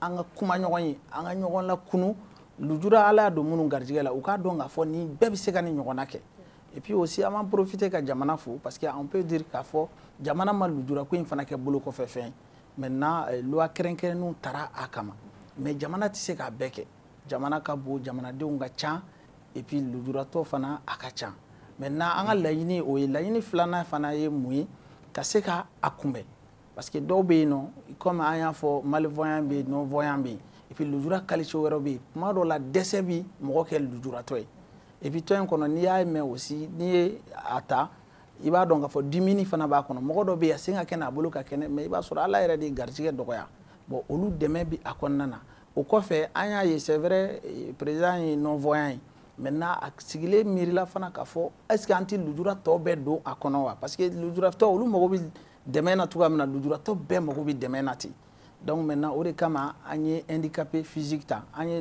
malvoyant fɔ a kɔnɔ ka tila ka a bɛɛ ye handicapé mais an tilala ka handicapé répété a kɔnɔna na mais aw ka se arabana ninnu ma vous allez m'excuser du terme an b'a ye k'a fɔ k'u caman bɛ yen nɔ u ka ni mɔgɔw ka relation kow ka gɛlɛn dɔn n'u dusu ka bon kuma dɔ la u b'u ban fɛn dɔw ma pepewu catégoriquement parce que an ka classe yɛrɛ kɔnɔ on avait un mais il était toujours le premier de la classe mais a tɛ yeli kɛ mais wagati dɔw bɛ kɛ a b'i ban pepewu n'a ko non c'est non comment vous arrivez a bɛ olu bɛɛ gérer cogo di bon comme fɛn bara mariam bɔra k'a fɔ cogoya min na plus ni mɔgɔw na aw mɛnna sigi la et puis adamaden fana ni adama hakili bɛ yen mɔgɔ mara hakili bɛ yen ni mɔgɔ mɛnna sigi la i b'a dɔn bi aw de bɛ aw ka émission kɛ mais aw bɛɛ b'a dɔn a mana kɛ cogo o cogo i b'a dɔn k'a fɔ ko bɛɛ tɛ kelen ye mais comme kodɔnnaw b'a fɔ cogoya min na ko bɛn bɛ kɛ bɛɛ ka effort de kan an fana bɛ effort de fournir pour que ka se ka an ka se ka communiquer ka ɲɔgɔn faamuya bon hali o mun filɛ nin ye e filɛ nin k'o mun fɔ nin den kɛrɛfɛ de bɛ na ne nin bɛɛ ye comme u isolelen don donc o de la finalement u yɛrɛ b'a ye est ce que nafa yɛrɛ b'olu la bila souvent ni miirilaw la dɔrɔn a b'i yɛrɛ la tɔɔrɔ e b'a ye e ni den bɛɛ comme an ka constitution b'a fɔ ko mali den bɛɛ bangecogo ye kelen wa bɛɛ dama ka ka jamana ye bon ni e yɛrɛ y'a ye ko lujura dɔ sababu e dun m'a ɲini ala de y'a don e garijɛgɛ la k'o kɛra sababu ye k'i kɛ den kɛrɛfɛ ni mɔgɔ ma fara i kan ka i ni hakili jira ɲɔgɔn na finalement i bɛ dimi bɛɛ kɔrɔ a bɛ k'e kɔnɔ ko bɛɛ de ye e jugu ye ou bien e ka lujura in ye mɔgɔw de nɔ ye donc maintenant non parce que olu fana dɔw bɛ kɛnɛma c'est sûr dɔw bɛ parce que hali arabana fɔlɔ tun bɛ kɛnɛma de avant que Jalo ka Jalo yɛrɛ fo yan kosɛbɛ donc voilà peut-être arabana ɲɔgɔnna caman fana bɛ kɛnɛma effectivement je pense que an bɛ se k'olu dɔw fana jate c'est vrai a dɔw bɛ yɛrɛ n bɛ fɛ ka min fara Salifu ka kuma kan a ka dɔw bɛ yen nɔ olu yɛrɛ u tun bɛ yeli kɛ u tun bɛ baaraw k'u yɛrɛ mais après u ɲɛ nana minɛw la kɔfɛ tuguni quoi o caman de bɛ yen nɔ a dɔw yɛrɛ bɛ cours di yɛrɛ c'était des professeurs de olu kaw b'a la fana. D'accord. Mais aw ka le 25 événement bɛ kɛ min? Le 25. 27 plutôt. Bon voilà, juste événement c'était prévu le 27 de ce mois. Mais événement an nana a bɔ a dɔgɔkɔrɔ k'a bila le 25 voilà du mois prochain. parce que vu que an bɔra an date fixera mais mawludu ko nana don a kɔnɔ kuranɛ kalan de don on a jugé nécessaire k'a fɔ jamana bɛ cogo min na bi maliden bɛɛ b'a kalama n'i bɛ fɛn o fɛn ko i bɛ ka plan o plan tigɛ a bɛɛ bɛ tigɛ jamana dɔ de kɔnɔ n'o jamana ma suma lancement de don voilà lancement officiel de kun don donc maintenant an y'a jugé k'a fɔ an ka kɛ ni kuranɛ kalan ye ka dugawu kɛ jamana ye ka dugawu kɛ jamanadenw ye ka dugawu kɛ an ka commune ye pour que kɔlɔlɔ min bɛ jamana in kan ala ka se ka a kɔlɔlɔ ban a se bɛ ala ye donc a bɛ kɛ janjigi la. Janjigila. Oui, oui. Aw ka centre bɛ yen. Voilà, an ka centre bɛ yen nɔ a bɛ kɛ janjigila mais kuranɛ kalan bɛ kɛ le 24 o bɛ kɛ janjigila misiriba la donc le 25 an bɛ taa a dugawu ta kɛ janjigila Yacine karamɔgɔ yɛrɛ ka so kɛrɛfɛ le président même oui. D'accord donc aw ka mot de fin aw ka kuma kuncɛ kuma ye jumɛn ye.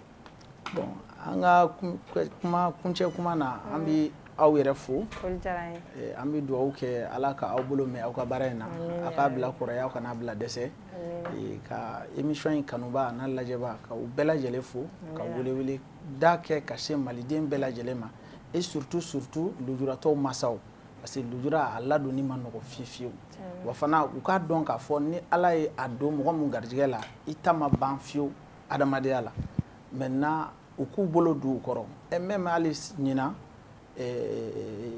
magistrature là, le non-voyant, il était admis. Donc, oui. Et puis, à un domaine, si, à un domaine, à Chamambé, le jurateur, journaliste, animateur, et voilà. Donc, maintenant, il y a donc à faire d'un kenema biseka mago ni i wasadu itaina abiseka o mako nyayi. Donc, à bella jelenfo. Merci beaucoup. Merci beaucoup. Mariam, Ebin. Non, ne bɛ toujours salfu ka kuma in de appuyer n'o ye denmansa minnu b'a a bɛ minnu bolo a fɔra cogo min de don donc bɛɛ ka bila i kunna k'a fɔ ko nin den ala y'a e gɛrɛsɛgɛ don a la i ka laɲini tɛ donc a fana ni ladon ka kan i n'a fɔ den tɔw b'i bolo cogo min na malgré leur défaut an b'u supporter n'o ye parce que ala ka kɛ dɔw ye parce que min olu ka mentalité ni maa si ta tɛ kelen des fois parce que déjà que u tɛ fɛn ye a bɛ kɛ défaut ala y'u jɛɲɛ la donc a bɛ dɔw kɔnɔ ko hakili fana ni tuma dɔ la fɛn tɛ taa ɲɔgɔn fɛ quoi aw minnu ye mansaw ye aw de bɛ faamuyali kɛ ka essayer ka a den ka tagabolo faamuya quoi e de bɛ dusu da k'a tigilamɔgɔ kun parce que bana o bana n'a bɛ ban fɛn mɔgɔ b'a fɔ a ko i bɛ fɛn dɔ pe o kama mais ni min tɛ ban ala ka latigɛ ye min ye a wolola n'a ye soit a y'a sigi sɔrɔ a ka vie kɔnɔna la tu es obligé k'a tigi supporter quoi. D'accord. Merci beaucoup. Merci. Y'an wele jaabi a diyara n ye. Fous enfants tour au commerce.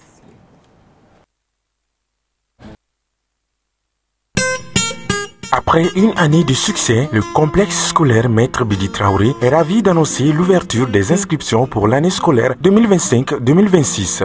La rentrée est prévue pour le lundi 29 septembre 2025. Au complexe scolaire Maître Bidi Traoré, nos enseignants sont reconnus pour leurs compétences pédagogiques exceptionnelles et leur capacité à écouter attentivement les besoins de chaque élève.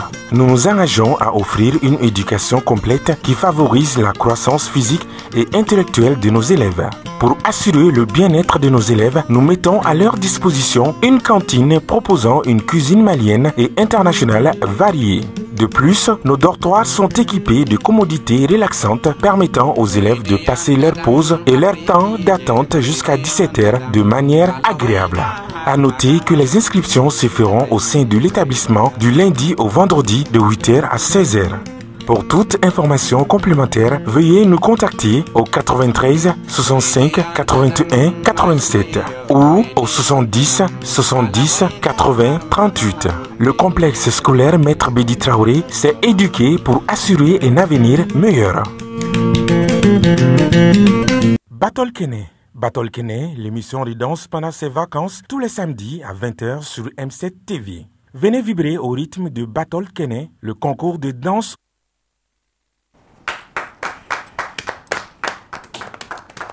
Nous revoilà ici encore. Est-ce qu'on a l'habitude de faire ça? Quoi? Oui, souvent, on fait les 3 parties. Anana ou la tournée. Devant un carré qu'on fait la chaîne, chaque seconde. Ouais. Ah, carré coffee. Ah, carré coffee. Ah, pendant le chaîne, ouais. D'accord. On est de retour pour la troisième et dernière partie de l'émission. On va danser, on va chanter, on va rire, on va tout faire. Voisin, ça va? On va chéniter. Hein? Voisin, il y a on va chéniter. Victoria quoi? Mais mon époque, ça y est, la dia, mon yéni tegala ofana. Non, tegala. Ni ça y est. Ah, fula, ay juru ya fula, bonne. Ay ta dem sanu ngawrola. Ah, fama o sala kana una konfegi. Neza. Kele wala pensa. Aba sala kana una konfegi ko. Ko mo gorba do be kante segi udu bulwa. Fama mo do to ko side ngo tegele ne. Mo gorba tari. Kaba on na konfegi quoi. Ka foko dem sen segi ko mo gorba. Yoro wendi ideu ma selula la fe. Nana la itata boroni bongo de be kan ngona ka deba.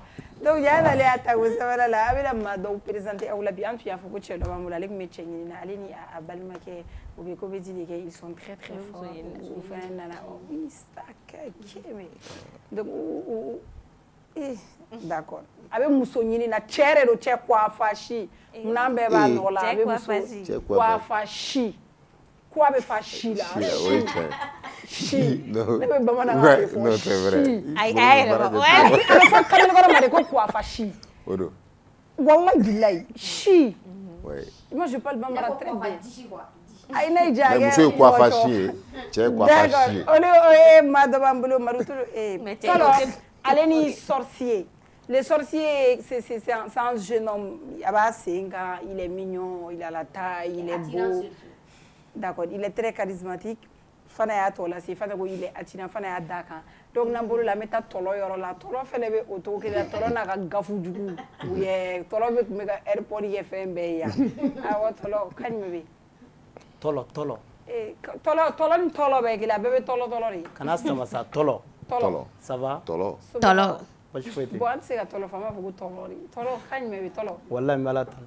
iga very important fana le ndima very important omori hein Omori et soma biri Omori garea non mi bo Omori kere dugun lor la dugu jube wami ok bi yere eche sorcier kan mebe non manté sorcier ok ay au présenter à l'état civil tolo eto yere jume eto yere Suleiman Maïga collaborer dit tolo ça se voit avec de direct là qui collaborer sorcier edu etoko ne mo du maka soirée Magasouba, le coach Mamadou Magasouba Ana Nitara vrai sorcier digne de ses noms Mamadou yara Mamadou be sebe to Allah o mo ben to dana ay c'est Mamadou to yego abi fe gi to yele Mama be fe ka to Mama d'accord ouais enfin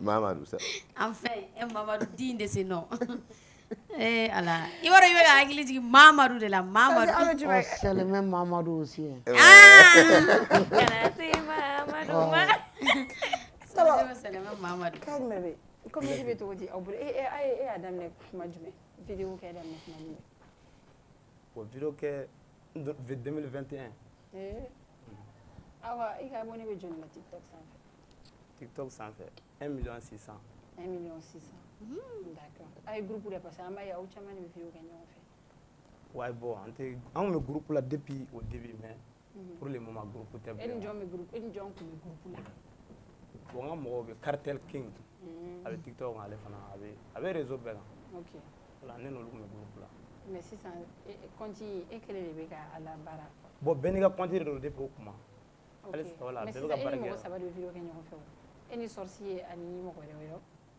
ah on est mo ñoo soro be vidéo que non bon mo mo mi wule ka sa kari ñanga vidéo que donc ma featuring kadai na ni mo ko ngabe na do ate gele ah mais ni plus c'est soro c'est ça plus ya ah ni contrat be no sa o pia ko be ke to di ni contrat nana contrat e kele nga quantité be publier wa eni munu me jela o lu be fere be publier wa quantité non quantité double quantité sorcier quantité sorcier wolo quantité sorcier quantité be le bolo abebe vidéo ke ñoo fait ah mais c'est pas comme si vous utilisez mais wa visibilité fere be fara yeta ga be ta ta fait donc ni et puis c'est soro il bouge là bébé do soro bébé o mɔgɔw bɛ yen hali mɔgɔ wɛrɛw bɛ minnu m'an pousser min tɛ vidéo la bɛɛ bɛ dɔ sɔrɔ. mais o e ni sorcier ka vidéo mɔgɔw bɛ ka teli k'a fɔ genre on a tendance à voir ni sorcier de vidéo kɛ o bɛ visibilité ba sɔrɔ an b'a ye a ka vidéo dɔw bɛ yen o bɛ million de vues la ou sorcier bɛ muso ɲini yɛrɛ la o vidéo yɛrɛ boli a ka vidéo caman bɛ yen o bɛ taa million de vues la ni sorcier bon a bɛ se ka kɛ i yɛrɛ ni mɔgɔ wɛrɛ ka vidéo bɛ taa dɛ mais mɔgɔw bɛ ka tendance à voir aw ka dio ka di mɔgɔw ye en fait i t'a dɔn n'i yɛrɛ y'a remarqué donc mɔgɔw ko ko sorcier yɛrɛ genre a b'a yɛrɛ ɲɛda de feere c'est comme si ka visibilité genre c'est comme si Numba bɛ mun ye a bɛ Numba dɔn wa. bon n y'a tɔgɔ mɛn mais n t'a dɔn. e tɛ Numba dɔn a sorcier dɔw bɛ o b'a nu de yira ka vidéo kɛ quoi pour que mɔgɔw ka sɔn a yɛrɛ ka physique ma quoi donc sorcier yɛrɛ fɛnɛ b'o kelen de kɛ ou bien si je comprends bien donc e critiquer la de ya genre mun nana ni nin ye k'i yɛrɛ personnage ta k'o kɛ vidéo ye. tiɲɛ yɛrɛ la ko caman y'a kɛ ne yɛrɛ la quoi. n t'a dɔn n b'a f'i ɲɛna cogoya min na komi saboteli bonyana an yɛrɛ kan c'est pour cela n fɛnɛ y'a yira direct la n yɛrɛ ye mɔgɔ min ye quoi. mais saboteli jumɛn kɛra la mun ye tɔɔrɔ kosɛbɛ. bon tiɲɛ yɛrɛ la a cayara ne yɛrɛ tulo ma quoi. i n'a fɔ jumɛn u bɛ mun f'e ma. bon u bɛ ressemble ni fɛn caman ye. i n'a fɔ jumɛn. bon tiɲɛ yɛrɛ la a dɔw yɛrɛ fɔli mɔla bɛ n yɛrɛ la quoi. parce que jɔn bɛ ni daga ne don diɲɛlatigɛ yɛrɛ la quoi.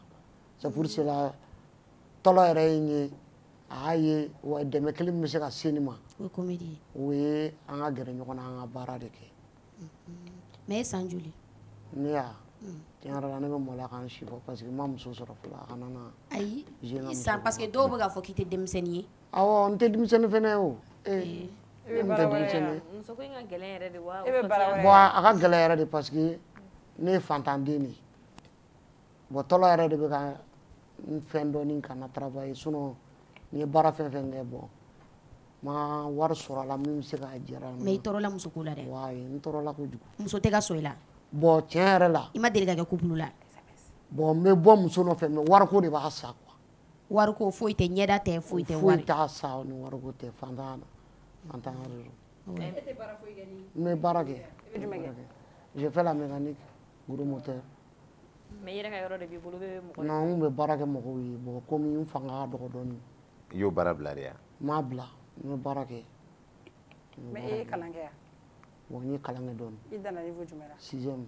mais i bɛ français mɛn o. ouais je me débrouille un peu ouais n bɛ dɔɔni kɛ. mais est ce que i donna comédie la comédie diyaɲɛ kama ou bien i donna comédie la parce que mɔgɔ bɛ k'i saboter i yɛrɛ ka i bɛ cogo min. bon depuis n bɛ mécanique la a fɔra n ye ko n ka to ka comédie de kɛ. mɔgɔ bɛ se k'a f'i ye k'a sɔrɔ a man di i yɛrɛ ye tant que i yɛrɛ m'a kanu tant que i yɛrɛ m'a kanu et que a ka diya i ye a ka gɛlɛn i ka se ka ɲɛ sɔrɔ a la. a ka di n yɛrɛ parce que n bɛ mɔgɔw layɛlɛn souvent. mais e formé na cogo di jɔn i ye formation sɔrɔ cogo di i gɛrɛla comédien ba dɔ la o ka i kalan wa ou bien. non n ma gɛrɛ mɔgɔ si la. pourquoi. pourquoi. ah bon bɛɛ ni dakan tɛ yan sinon ne kɔni ma gɛrɛ mɔgɔ si ma ne kalan.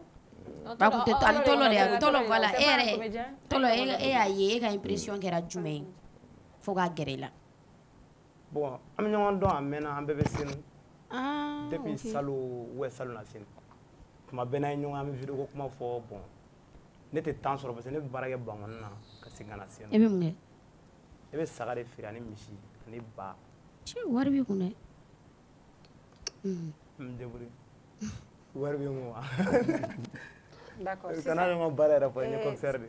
d'accord sorcier e ko ko e ko i ka baara jumɛn ye. ne ya. ah ok e ko ko muso o de b'i la yɔrɔ.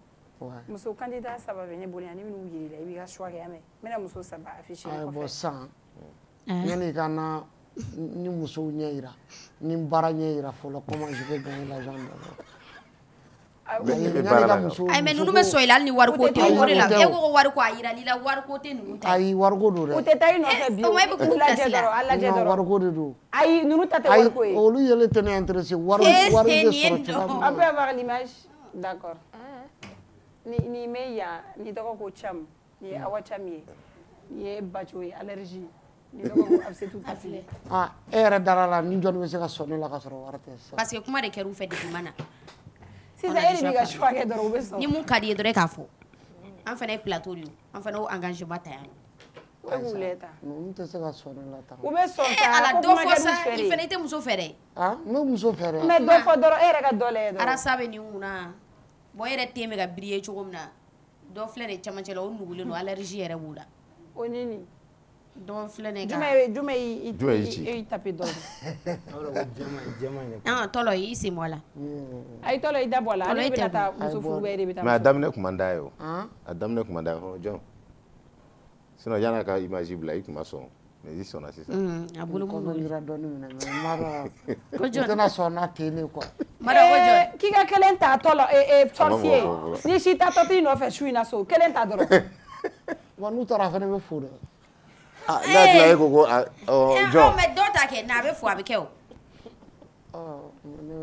ala sabali mɛ yan a banna ne y'o fɔ yan mais pourquoi yanni image ka na o pourquoi ni i ko nin ma k'a kana image k'i tɛ muso ko la awɔ parce que m'a ye ni n bɔra mun nɔfɛ wariko kelen de bɛ tila k'a kale est ce que i yɛrɛ fɛ a tun bɛna muso mun yɛrɛ la o muso tun tɛ ninnu est ce que o de tun tɛ hakili o de tun b'a hakili la a kun bolo parce que an y'a ta ɲini yan n'i ye ne yɛrɛ retardé le wariko in de don a yɛrɛ sɔnna ko ka baara de ɲɛ yira a la fɔlɔ voilà sinon ni kɔni ni kɔni sigilan a ka ɲi a b'a bolo yɛrɛ de yɛrɛ ɲɛ b'a la a bɛ ka bin ale yɛrɛ sigilen filɛ a sigilen filɛ ɲɛ bɛ ɲɛsin na ni ne ko sa e k'a darage ka kuma a fɛ e bɛ se k'a la convaincre ni mot jumɛn voilà b'a la convaincre ni yɛrɛ ɲɛ kɛ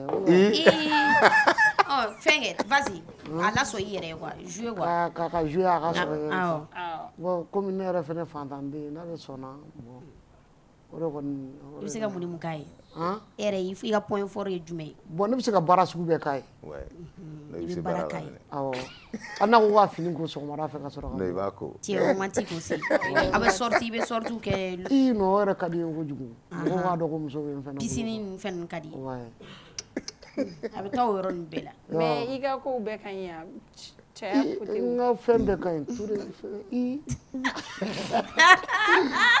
ne kɛp i bɛ cɛ n t'a dɔn i n'a fɔ sisan mɔgɔ dɔw t'o dɔn est ce que i ni mɔgɔ bɛ ɲɔgɔn fɛ i delila ka o ko ninnu sɛgɛrɛ dɔn awɔ ayi n bɛ dɔw ja minɛ yɛrɛ de mais i ye dɔw ja minɛ mais olu o kɛra expérience ɲuman y'i bolo wa wayi halisa n bɛ lew ayi mais olu yɛrɛ y'o fɔ i ye ayi i bɛ minnu ja minɛ sisan silɛ ninnu i bɛ silɛ ninnu ta gidɔrɔnda de la ou bien non dɔw yɛrɛ bɛ kaw na souvent bon mais n'u y'a ye position tɛ n na de b'u mabɔ u bɛ pan ayi mais hali ni position tɛ yen e ko k'e bɛ cogo min na ne bolo est ce que position b'o baliya a b'a bali dɛ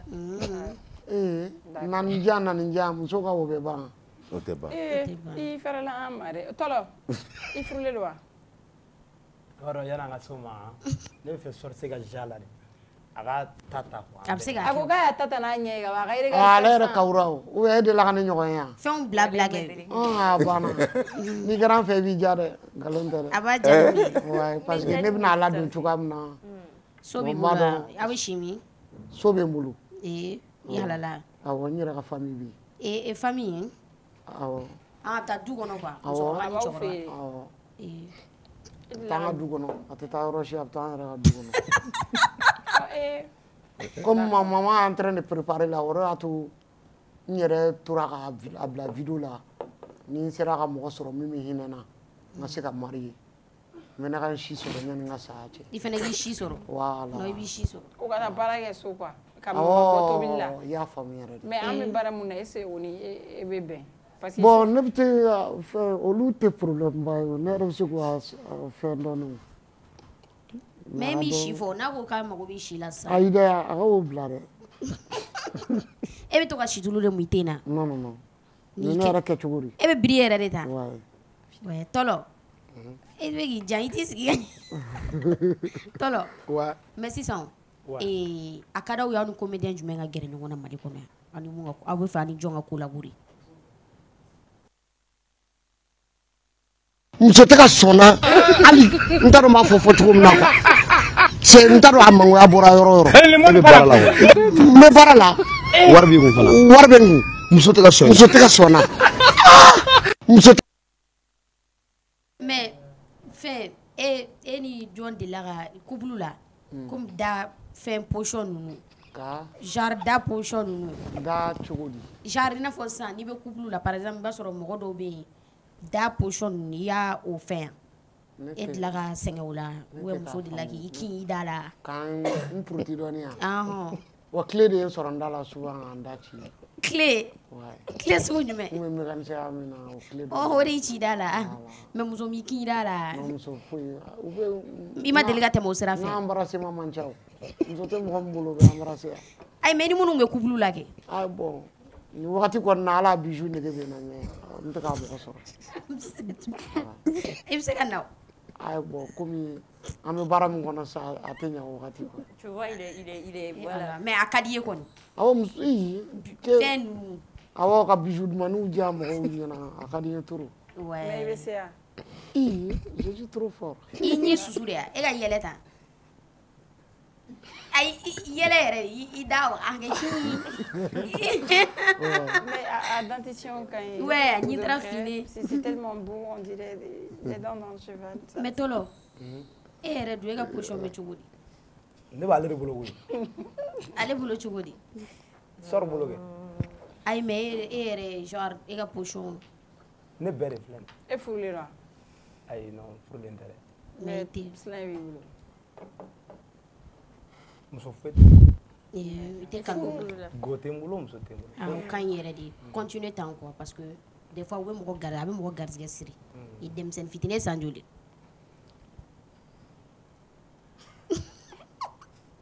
san 20 dɔɔni 20 dɔɔni mais a ka kɔrɔ ne yɔrɔ ne ba an tɛ si ko kuma in to yen fɔlɔ ɲana mais est ce que e bɛ fɛn ta i bɛ sisi aw bɛ sisi ma fɛnw ta non an tɛ foyi min an yɛrɛ jɔrɔlen don an ka ɲɛnamaya yɛrɛ la parce que i b'a dɔn ɲɛnamaya ye fɛn min ye komi an ye ɲɔgɔn sɔrɔ yan ka ban i b'a dɔn an mago bɛ dɛmɛ yɛrɛ de la hali an ka baara in kɔnɔ on est trop faible gɛlɛya o fɔ voilà o ɲɛfɔ gɛlɛya tiɲɛ yɛrɛ la gɛlɛya yɛrɛ de b'an na hali téléphone tɛ ne yɛrɛ bolo communication gansan hali téléphone t'i bolo walayi téléphone tɛ n bolo hali appel kɛta ouais hali butomani depuis n ka téléphone kɔni tiɲɛna n ma hali jigiya sɔrɔ mun bɛ téléphone di yan non dumuni ko dun i bɛ balo ka ɲɛ awɔ n bɛ dumuni kɛ n bɛ dumuni kɛ a bɛ se k'o ɲɛfɔ kɛ wa gɛlɛya yɛrɛ de b'an kan hali comédie in kɔnɔ a ka d'an ye an ka avancer kɔngɔ fana b'i la ouais kɔngɔ bɛ n na dɔ ye barakɛbali de ne ye barakɛbali de dɔ e nantankolon de ne yɛrɛ ye nantankolon de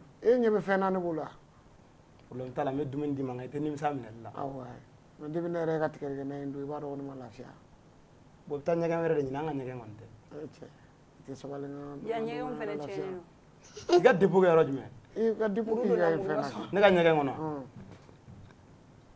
kɔnɔboli k'i faga i tɛ don ne ka ɲɛgɛn kɔnɔ tolo i tɛ sabali b'a dɔn an ka jɔrɔ n'i ka muso ko ye fɔlɔ quoi ni muso yɛrɛ y'a mɛn k'e bɛ bɔgɛba in na bilaw tɛ sɔn i la non o ye tiɲɛ an ka muso ko in yɔrɔ n bɛna fɛɛrɛ minɛ dɔɔni an ka taa muso ko la donc tɔlɔ aw bɛ se ka fɛn dɔ kɛ an ye yan an bɛ se ka min ye yan aw bɛ se ka sketch fitinin dɔ kɛ ne sɔrɔ camancɛ la hali n'a sɔrɔ an sigilen jigini ka gɛlɛn sɔrɔsi ma mɔgɔ wɛrɛ t'a la ayi hali an sigilen yɛrɛ ye catiri ye awɔ ça c'est très vrai voilà anw nakun ye haju min ye sisan mɔgɔw k'an dɛmɛ i b'a dɔn u k'an dɛmɛ yɛrɛ quoi a bɛɛ la quoi sɔrɔsi u b'i dɛmɛ sisan han i bɛ se ka na camancɛ la k'i ka outfit kɛ awɔ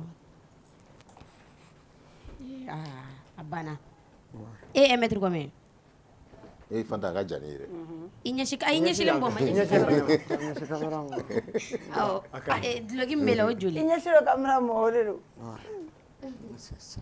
société bɔ Mamadou dira dɔɔni i ka duloki ye joli ale yɛrɛ bɛ fɛ ka ne ouais Mamadou i ka duloki ye joli bon mɔgɔw bɛ ne habillé de tiɲɛ yɛrɛ la u bɛ yen dɔrɔn i kanangolo de bɛ taa ayi i ka kanangolo bɔ ka taa mɔgɔ deli yan mais e ko k'u bɛ habillé c'est comme si fini kɔni a mana kɛ cogo dɔ bɛ k'i la a bɛ se ka ne kanu ka fini dɔ habillement san ka di ne ma ka sɔrɔ n t'a kalama o ye tiɲɛ nin ye joli nin ye joli nka tiɲɛ yɛrɛ la ne tɛ nin da dɔn hali kulusi min bɛ la hali kulusi min samara a bɛɛ sanna ka di ne ma i ka teinture dun bon tiɲɛ yɛrɛ la j'ai un coiffeur il s'appelle Lassi Lassi ouais non mana taa n sigi heure o heure a bɛ n labɛn si bɛ bɔ fan tɔ ninnu na awɔ n yɛrɛ de b'a limiter tan pour que mɔgɔw fana bɛ se ka kaw na e si jumɛn ne ye maninka de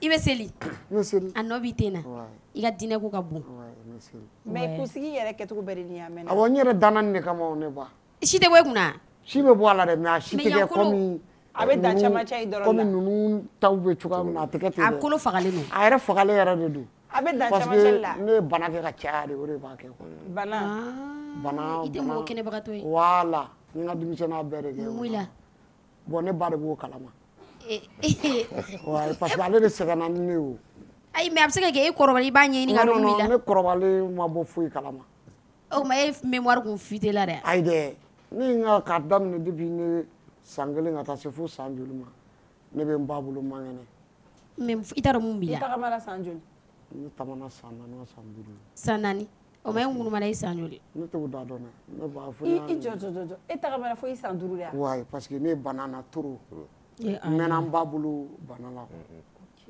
i ba bɛ yen baasi t'a la e ka dɔn in lajɛ fana lajɛ i bɛ fana lajɛ ka kuma fɛ so position ka ɲi yan bon ne de n ka levier n bamuso ne de y'u den fɔlɔ ye e de bɛ don ni dumuni ye so ouais mais ni gɛlɛya dɔw bɛ so quoi siyɔrɔ ko ni fɛn baloko don bon n sera ka soden 2 jɔ n yɛrɛ mɔgɔ m'o jɔ i yɛrɛ awɔ n sera k'o jɔ n yɛrɛ ka taa so donc aw b'o kɔnɔ e bɛ kelen kɔnɔ ayi dɛ an t'o kɔnɔ dɛ ne de b'o kɔnɔ muso tɛ yen fɔlɔ muso tɛ yen fɔlɔ e de b'o kɔnɔ mais den cɛmannin wɛrɛ t'aw fɛ yan cɛmanninw bɛ yen mais i yɛrɛ olu si ni ne cɛɲa tɛ kelen ye olu si bɛɛ ka ɲi olu bɛɛ ka ɲi ni ne ye tous mes familles non i tɛ a bɛɛ bɛ se ka filɛ ka tɛmɛ ne kɔnɔ walayi mais e kɛra jɔn ye ne ma kɛ mɔgɔ si ye ala de ye ne dilan dɔrɔn mais olu ye belebeleba jamujani yan wayi olu kɔni ka ɲi tiɲɛ yɛrɛ la non i fana ka ɲi i fana ka ɲi walayi i kana jɔ i yɛrɛ la i kana jɔ i yɛrɛ la e bɛ cogo min na k'i i ka famille tɔw lajɛ personne foyi tɛ olu la tutu kuma dɔ la ça te fait quelque chose a bɛ to ka fɛn bon ne yɛrɛ ka d'u ye tiɲɛ yɛrɛ la mais e yɛrɛ ka d'u ye donc mɔgɔ si ma deli ka jira i la ko non tu es non différent non ne yɛrɛ ne ka d'u ye quoi tiɲɛ yɛrɛ la n ka d'u ye d'accord ouais mais den t'i bolo foyi tɛ n bolo n bɛɛ de fili kɔrɔ nin ye tɔlɔ i bɛ se ka fara a kan tɔlɔ na i ka outfit kɛ a bɛ émission kuncɛ ni ale bɛɛ de filɛ ouais mais ɲuŋala ka jan yɔrɔ bon n yɛrɛ b'a ye u ko ko ni tɔlɔ fana nuŋala bɛɛ ye nuŋala sugu kelen mais n yɛrɛ ɲɛ b'a la ale cɛ ka ɲi ni ne fana dɔɔnin non nun kɛcogo tɛ kelen yɔrɔ i ka ɲi nin e de cɛ ka ɲi dɛ mɔgɔw tɛ ɲɛbɔ e fɛ ka tɛmɛ ne kan tɔlɔ e ka outfit tɔlɔ kɔni bamananfini da ka gɛlɛn dɛ i ka fini ye joli kuma bamanankan na kɛ ok k'i ka fini fana y'a ɲininka dɛ nin ye joli fini jumɛn duloki min filɛ i la duloki min filɛ tan san tɔgɔ de y'a di yan ok mayo in dun mayo in n kɔrɔkɛ dɔ bɛ abila ye ale de y'a di yan e pulusi dun i dilaja i ta ka sɔrɔ a la dɔrɔn pulusi in dun pulusi in kɔni n ye publicité dɔ sɔrɔ n y'a san joli 1000 dɔɔni 1000 dɔɔni a bɛ don a la kɛrɛpu in dun o ne kɔrɔkɛ dɔ de ta ye Umar Umar a e ta tɛ yan ne ta tɛ dɛ non o la ka bon o la ma e bɛ kɔmɛ dun ne ya i b'a dɔn ne bɛ k'a f'i ɲɛna cogoya min na ne i pointure a bɛ se ka kɛ dɔ bɛ samara d'i ma o la mɛ k'i pointure ɲininkali kɛ kana nkalon tigɛ o la parce que karan de bɛ don o ka bon i sen o ka bon ne ye kunkolo ye ayi dɛ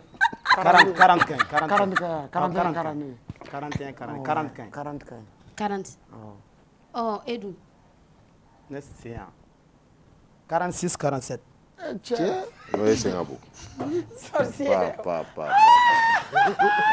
sorcier o cɛ ala na an bɛ pinɛ de tigɛ k'a don ni cɛ sen jɔn y'a da i la ko sorcier ne ya o sɔrɔla baara de kɔnɔ mécanicien la awɔ donc i b'o dɔn turu ayi bɔn a ma kɛ dɔɔni kunda dɛ a kɛra sabotage kunda dɛ ala sabotage t'o di ouais Kini sorcier a kɔrɔ a yɛrɛ kun bɛ digina subaga a bɛ digina fo n yɛrɛ nan'a ye n y'a to yen u k'a fɔ quoi mais tɔgɔ jumɛn kun ka di e yɛrɛ ye mun tɛ sorcier bon tiɲɛ yɛrɛ la ne tɔgɔ yɛrɛ de ka di n ye mais n ye nin tɔgɔ sɔrɔ hali ne yɛrɛ ba kun t'a kalama ko nin tɔgɔ bɛ ne la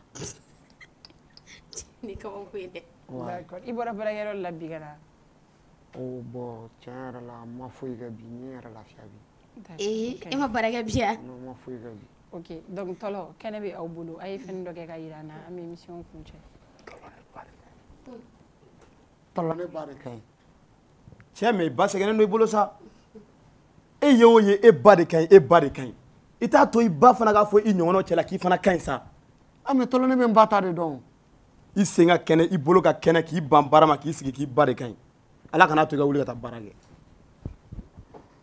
tɔlɔ ne fa ye wara ye dɛ e ɲa bɛ jɔn de la min fa jakuma ye cɛ n'i bɛ nin kuma sugu fɔ i b'i to i kelen na so kɔnɔ de ka nin kuma sugu fɔ i tulo b'a la ka n'i sigi jama la k'e fa ye wara ye e fa ni min fa bɛ ɲɔgɔn na i t'o t'a dɔn dɛ. tɔlɔ an tɛ ne ka muso ko in jɔra cɛ o fana n ka avis ye dɔɔnin. muso awɔ de e mago bɛ muso de la. n mago bɛ muso de la. muso t'i bolo. muso tɛ n bolo den tɛ n bolo. i ma deli ka muso sɔrɔ. n ma deli ka muso yɛrɛ sɔrɔ. i bɛ baw la de wa u tɛ sɔn i la de. u tɛ sɔn n'a de. ka da mun kan sisan. e mɛ fantan e yɛrɛ ɲɛ bɛ ne kɛcogo la ou bien. mais ne bolo kun ne yɛrɛ kun ne ma ko wari b'i kun. wari bɛ n kun wari bɛ n kun i yɛrɛ ɲɛ bɛ n ka wari b'i kun. ee. mais muso tɛ ka sɔn i la. muso tɛ ka sɔn na. ka da mun kan. e yɛrɛ ɲɛ tɛ ne kɛcogo la tɔlɔ. bon i kɛ pewu n bɛna muso dɔ ɲini ka d'i ma. cɛ o bɛ diya n ye dɛ tɔlɔ. nka i bɛ poste arranger. awɔ i b'a n b'a arranger surɔfɛn b'a la o n b'a arranger. surɔfɛn. awɔ. e bɛna joli di ne ma. n bɛ 200 di ma kɛ. 200 bɛ muso sɔrɔ dugu in kɔnɔ yan. e ka muso ko i yɛrɛ de nɔ ye. k'i sigi yan fɛ. cɛ n'a ye n ci n tɔnɔ n kunkolo bɛ pan dɛ. numéro bɛ f'i bolo. awɔ zana tigi vie i jɔ yan fɛ. vie yɛrɛ ka outfit kama. a tɛ vie to ye. o vie kuma zana. teni ne bɛ vie la. teni ne bɛ vie la ou bien.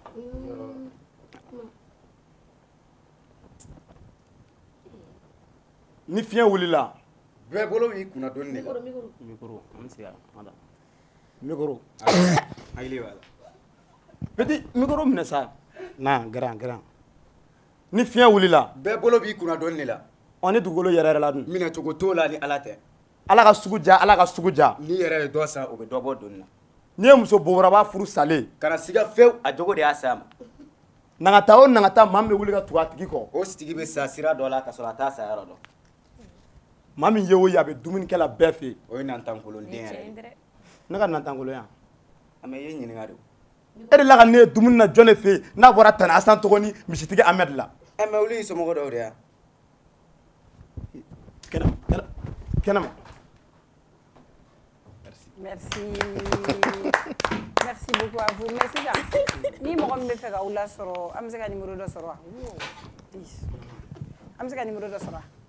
72 09 61 15 72 09 61 15. o ye ne ka numéro ye mais téléphone tɛ sorcier bolo. d'accord ni mɔgɔ mɔgɔ bɛ sorcier la u bɛ se k'e wele e bɛ sorcier la di ou bien. ayi dɛ ka ne wele cogo di téléphone ma ɲini ka d'a ma. problème foyi t'a la u bɛ téléphone ɲini ka d'a ma aw ka kuma kuncɛ kuma ye jumɛn ye a bɛ sɔrɔ téléphone sɔrɔ a y'a fɔ ka ban téléphone. a y'a fɔ a b'a sɔrɔ e kɔni bɛ wele. e bɛ wele. ok aw ka kuma kuncɛ kuma sorcier. bon sorcier. aw fila bɛɛ. kɔrɔ k'a kɛ mɔgɔ min ye kɔrɔ y'aw fila la o tigi y'a fɔ. bon an b'aw bɛɛ fo k'a waleɲuman dɔn ɲɛnamaya tɛ foyi ye ɲɔgɔn dɛmɛ kɔ a y'an fɛnɛ dɛmɛ pour que an fɛnɛ ka bɔ tan quoi. i bɛ bɔ tan n'Ala sɔnna. awɔ parce que an yɛrɛ tiɲɛ yɛrɛ la a baara in a kanu bɛ tɔlɔ la tɔlɔ fɛnɛ bɛ k'anw fɛnɛ dɛmɛ a y'a fɛnɛ dɛmɛ an ka téléphone ɲɛnaman sɔrɔ ɲɛnaman de ko don dɛ.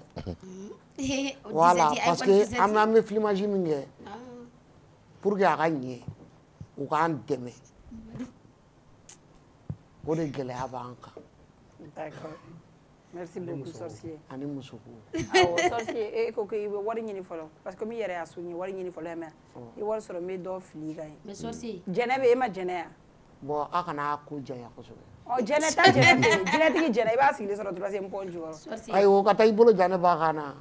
sorcier n bɛ jɔrɔ n'o fɛnɛ ye. sorcier n bɛna conseil dɔ d'i ma mɔgɔ fɛn fɛn bɛ ka kuma ɲini kelen fɔ nun b'a ye yan genre n'i ka atu de quoi e t'a dɔn kun min na ala ye kɛ tan quoi gɛrɛ min filɛ nin gɛrɛ min kɛra international n'a kun y'i ba yɛrɛ la a kun bɛ to so kɔnɔ bon n'i ka atu de an ye jeune dɔ ye Ougandais wa jumɛn Tengue n tɔrɔ n'i b'a dɔn a bɛ ka international kɛ a bɛ ka tour du monde kɛ parce que il a assumé a y'a yɛrɛ assumé de donc i yɛrɛ assumé nin kana kɛ foyi ye nin kana dankari i ka diɲɛnatigɛ fɛn foyi la hali muso ko i ye wari ko min fɔ ni wari nana muso bɛ na dɛ mais c'est pas sûr que k'a b'i fɛ quoi donc depuis sisan gɛlɛya de kɔnɔ dɛ i diya ye muso ɲini quoi ni wari nana a b'a dun ɲɔgɔn fɛ quoi ne bɛ se k'o conseil d'i ma. d'accord merci beaucoup sorcier merci tɔlɔ a y'an ka wele jaabi a diyara n ye kojugu fana ka conseil b'u ta ba la dɛ yamɛ. parce que ne yɛrɛ lujuratɔ de. d'accord o tɛ la foli kɛ ne ko kɔrɔ ka kuma o aw mɛnna yala yala la ɲɔgɔn da la Amu fana kɛ ɲɔgɔn na. An b'o kɛ ɲɔgɔn na kosɛbɛ. Tɔlɔ kuma da. Télé R de ni R sera dɔrɔn. A to yen tɔlɔ bɛ sugo de la. Ani ci ani baraji. N bɛ n fa fo ka n ba fo ka bɛɛ lajɛlen fo k'aw yɛrɛ fo. N bɛ bɛɛ fo. Ne yɛrɛ fana bɛ e fo parce que ne ɲɛ wɛrɛ de y'a yɛrɛ sababu don. Bon, n bɛ bɛɛ fo quoi. Merci beaucoup. A diyara n ye kojugu. On dit merci, Fous merci. Ala ka sini jira. Merci Ivo. Après une année de succès, le complexe scolaire Maître Bidi Traoré est ravi d'annoncer l'ouverture des inscriptions pour l'année scolaire 2025-2026. La rentrée est prévue pour le lundi 29 septembre 2025. Au complexe scolaire Maître Bidi Traoré, nos enseignants sont reconnus pour leurs compétences pédagogiques exceptionnelles et leur capacité à écouter attentivement les besoins de chaque élève. Nous nous engageons à offrir une éducation complète qui favorise la croissance physique et intellectuelle de nos élèves. Pour assurer le bien-être de nos élèves, nous mettons à leur disposition une cantine proposant une cuisine malienne et internationale variée. De plus, nos dortoirs sont équipés de commodités relaxantes permettant aux élèves de passer leur pause et leur temps d'attente jusqu'à 17 h de manière agréable. À noter que les inscriptions se feront au sein de l'établissement du lundi au vendredi de 8 h à 16 h. Pour toute information complémentaire, veuillez nous contacter au 93 65 81 87 ou au 70 70 80 38. Le complexe scolaire Maître Bidi Traoré s'est éduqué pour assurer un avenir meilleur.